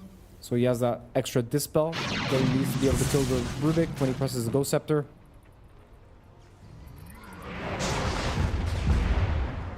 Yeah, that's going to be very handy to get those supports out of the way. Considering there are 2 of those Ghost Scepters, then also the Aeon Disc on the Primal. A lot of things to dispel and break. Yeah, Tide hasn't really chosen his 25 talent yet. The Ravage stun duration is really nice, and I guess since he's going right click, he wants to see if he takes the Anchor Smash on the buildings. Still deciding which one he wants to take. Yeah, it's like, do you need that though? You have the bear. Guess that's what he's contemplating right now. It's like, my bear's kind of strong. He does the pushing anyway, but every little bit helps. But then again, so does the Ravage stun duration. Yeah, I feel like the stun is just I think better. the stun's so much better, yeah. For pubs, if you want to have fun, sure, get that other. Yeah. Now, smoking through the middle of the map. Crystallis spawned a bear after he lost it down the bottom lane, so if this bear dies, it's gone for 60 seconds. Again, VP trying to live off of these small windows. They're pinging the mid lane, and now the jump in from Tomato, finding Lornov. Lornov gets his BKB off though, and now Ike is going to get targeted. Meanwhile, on the other side of the fight, they're going to try and focus the Invoker. Gets hit by the Ravage. Lornov gets himself a double kill. Instant buyback coming in from the Rubik. He stole the anchor. He'll just keep that awkward busy for the time being. Tomato's already burnt through his BKB and he's trying to stand his ground, but that bear is too much to deal with. And Crystallis is cleaning house. Abed buys back, returns to the fight. Ornov with a triple kill. Instant Hex onto the Invoker. Die back, straight back to the graveyard once you came from. He got back with the TP boots and he's hexed right away as he steps to the stairs, and that might have just done it. And not getting a single kill. GG. It's over. Virtus.pro is out of the tournament. Despite small glimpses of hope, a bit of light at the end of the tunnel. But it is MOUZ who will continue to stay in the tournament, live another day. And they look super excited there. That win, it was a comeback series for them. So well played there for MOUZ. Definitely they played better in this series. Definitely a deserved win. And again, for VP, think of these games where Saberlight, he just gets really bad start. He just has 1 or 2 many deaths in lane. Just never ends up being able to come back into the game, right? See his 1-8 scoreline. Just had a really rough game, really hard primal game. And again, this was the Lone Druid's response was the primal on 9. So, and just a straight up domino effect, right? If Saberlight's having a bad game, it looks like the supports don't get to really play flashy. You have this Rubik hero who doesn't seem to do too much. It hurts Abed's gameplay because the supports can't really help him out because there's no person to throw in the front. So we all resort to farming. We let MOUZ play their style of Dota, take over the map, farm fast, play aggressive, choke you out. It feels like it can't be that way. It feels like it's you shut one hero down and the entire team suffers from it. Yeah, I mean, you just compare the impact of both offlaners. Like, this Tide has so much impact. He's having such a nice lane. And the Primal, he's just getting absolutely destroyed in lane. He has no comeback mechanism, really. Maybe if he was a hero that had just farm faster, maybe he would be able to have impact. But VP not able to find themselves in this game. Just a really hard game for them. And the Lone Druid showing why he's just a first pick hero. He just abused the lane way too hard. And when he has this sort of start, 0 deaths on Crystallis, and all 3 cores on MOUZ. I mean, everybody on MOUZ, I think they played really well. They all knew what their job was in the game. Ike playing super aggressive with his Veno, breaking smokes. Boom also almost perfect scoreline for him. I like this build a lot in this game. And Yamich as well. Yamich, perfect man. item build. Taking a lot of space with this clock. Yep. Playing out of his mind from the support position. Have to give it to Yamich. This was just a great series from him as a whole. Love to watch his gameplay. The amount of impact he has, doing all the right things at the right time, quick reactions, and just in general, game sense and knowledge on this guy. Like, oof. And then you have Ike, who also like has been showing his knowledge in the Sir Action Slacks interviews, but also on the field too with the picks that he gets. This team can do well. Disappointing finish here for VP. They end up winning only one best of 3. I think a team that's been struggling a lot to be able to actually progress in these tournaments. They've qualified for a decent amount of them, but they end up just kind of just dropping out early in a lot of them. So definitely a lot of stuff to fix for them. Yeah. They beat the previous LAN finalists, the victors, Tundra, during the course of this Swiss, as you mentioned. That was the only series win for them. Outside of that, a best of 3 defeat along down the road there. Sorry, that was VP actually who took down Tundra. And then MOUZ yesterday took down Tundra. So they eliminated that team from the tournament. So that was that. But we're going to get to see more of this this MOUZ team as Yamich getting the standout on that clockwork. Well-deserved, fully deserved in our eyes. As we close out the final elimination series here on the B stream. We're at the end of the day here. Yeah, we would normally still have another best of 3 to give you guys because it is a Swiss bracket. We're completed with round number 4 for the victors and the losers.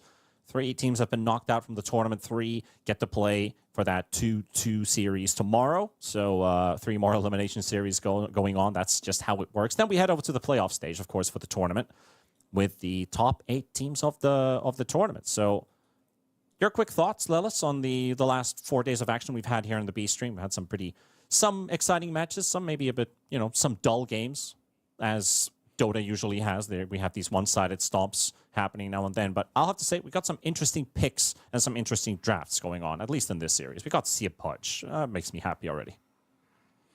Yeah, for sure. I thought that in the beginning of this tournament, I thought this Lone Druid here was overrated, but honestly, I think this here is just ridiculous. I think the Bear being able to contest the Wisdom is something's wrong there. And I also think when the main hero is just in the corner all game, it looks wrong. It looks like something's wrong there. So definitely expecting this hero to be nerfed in the next patch. But while it's not nerfed, abuse it while you can. Right? And these teams are absolutely right. This hero is a first pick hero, super strong. And yeah, it was a fun for us. I think that was our last game that we casted here. It was. We'll get to that in a second. Let's take a look at the results from today. So these were on the A stream. Liquid, Falcons, and PARIVISION qualify for the playoffs. We'll see Heroic, GamerLegion, and the SA Rejects in the final day of elimination matches. Going up against them are Navi, Vici Gaming, and Team Spirit, Xtreme, and MOUZ will be going up against them because Navi, Vici Gaming, and Virtus.pro are out of the tournament. So these are our remaining 6 teams. Only 3 can go through. Starting off at 10 a.m. Eastern European time, GamerLegion Heroic to start the day. Something you do want to tune into and wake up early in the morning for that one. What about you? Do you feel like SA Rejects still have it? We got hyped about this team on day 2. I think absolutely. They've been doing really well. They lost to Falcons, right? Yeah. Today. And they lost to PARIVISION. That was and they took a game off. Was the one. Yeah. And they took a game off Pari. So I think they're doing super well considering that they lost their sponsor.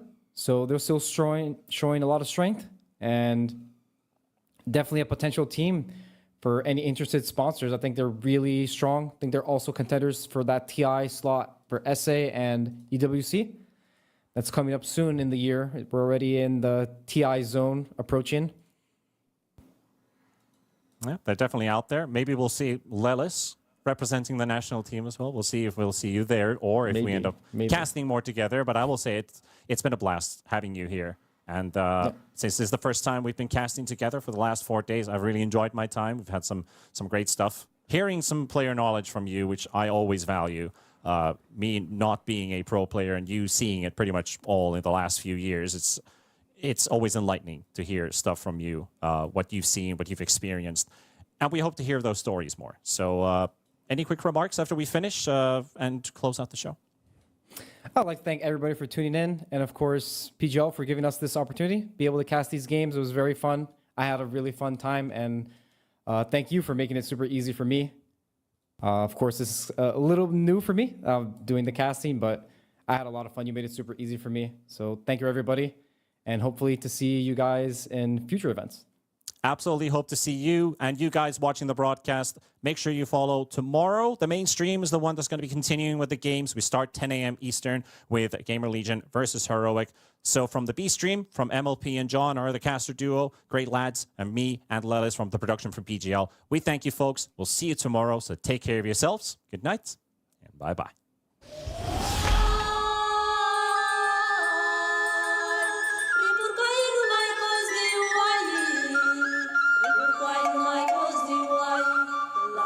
De la Murgoci, toate cornițele coci.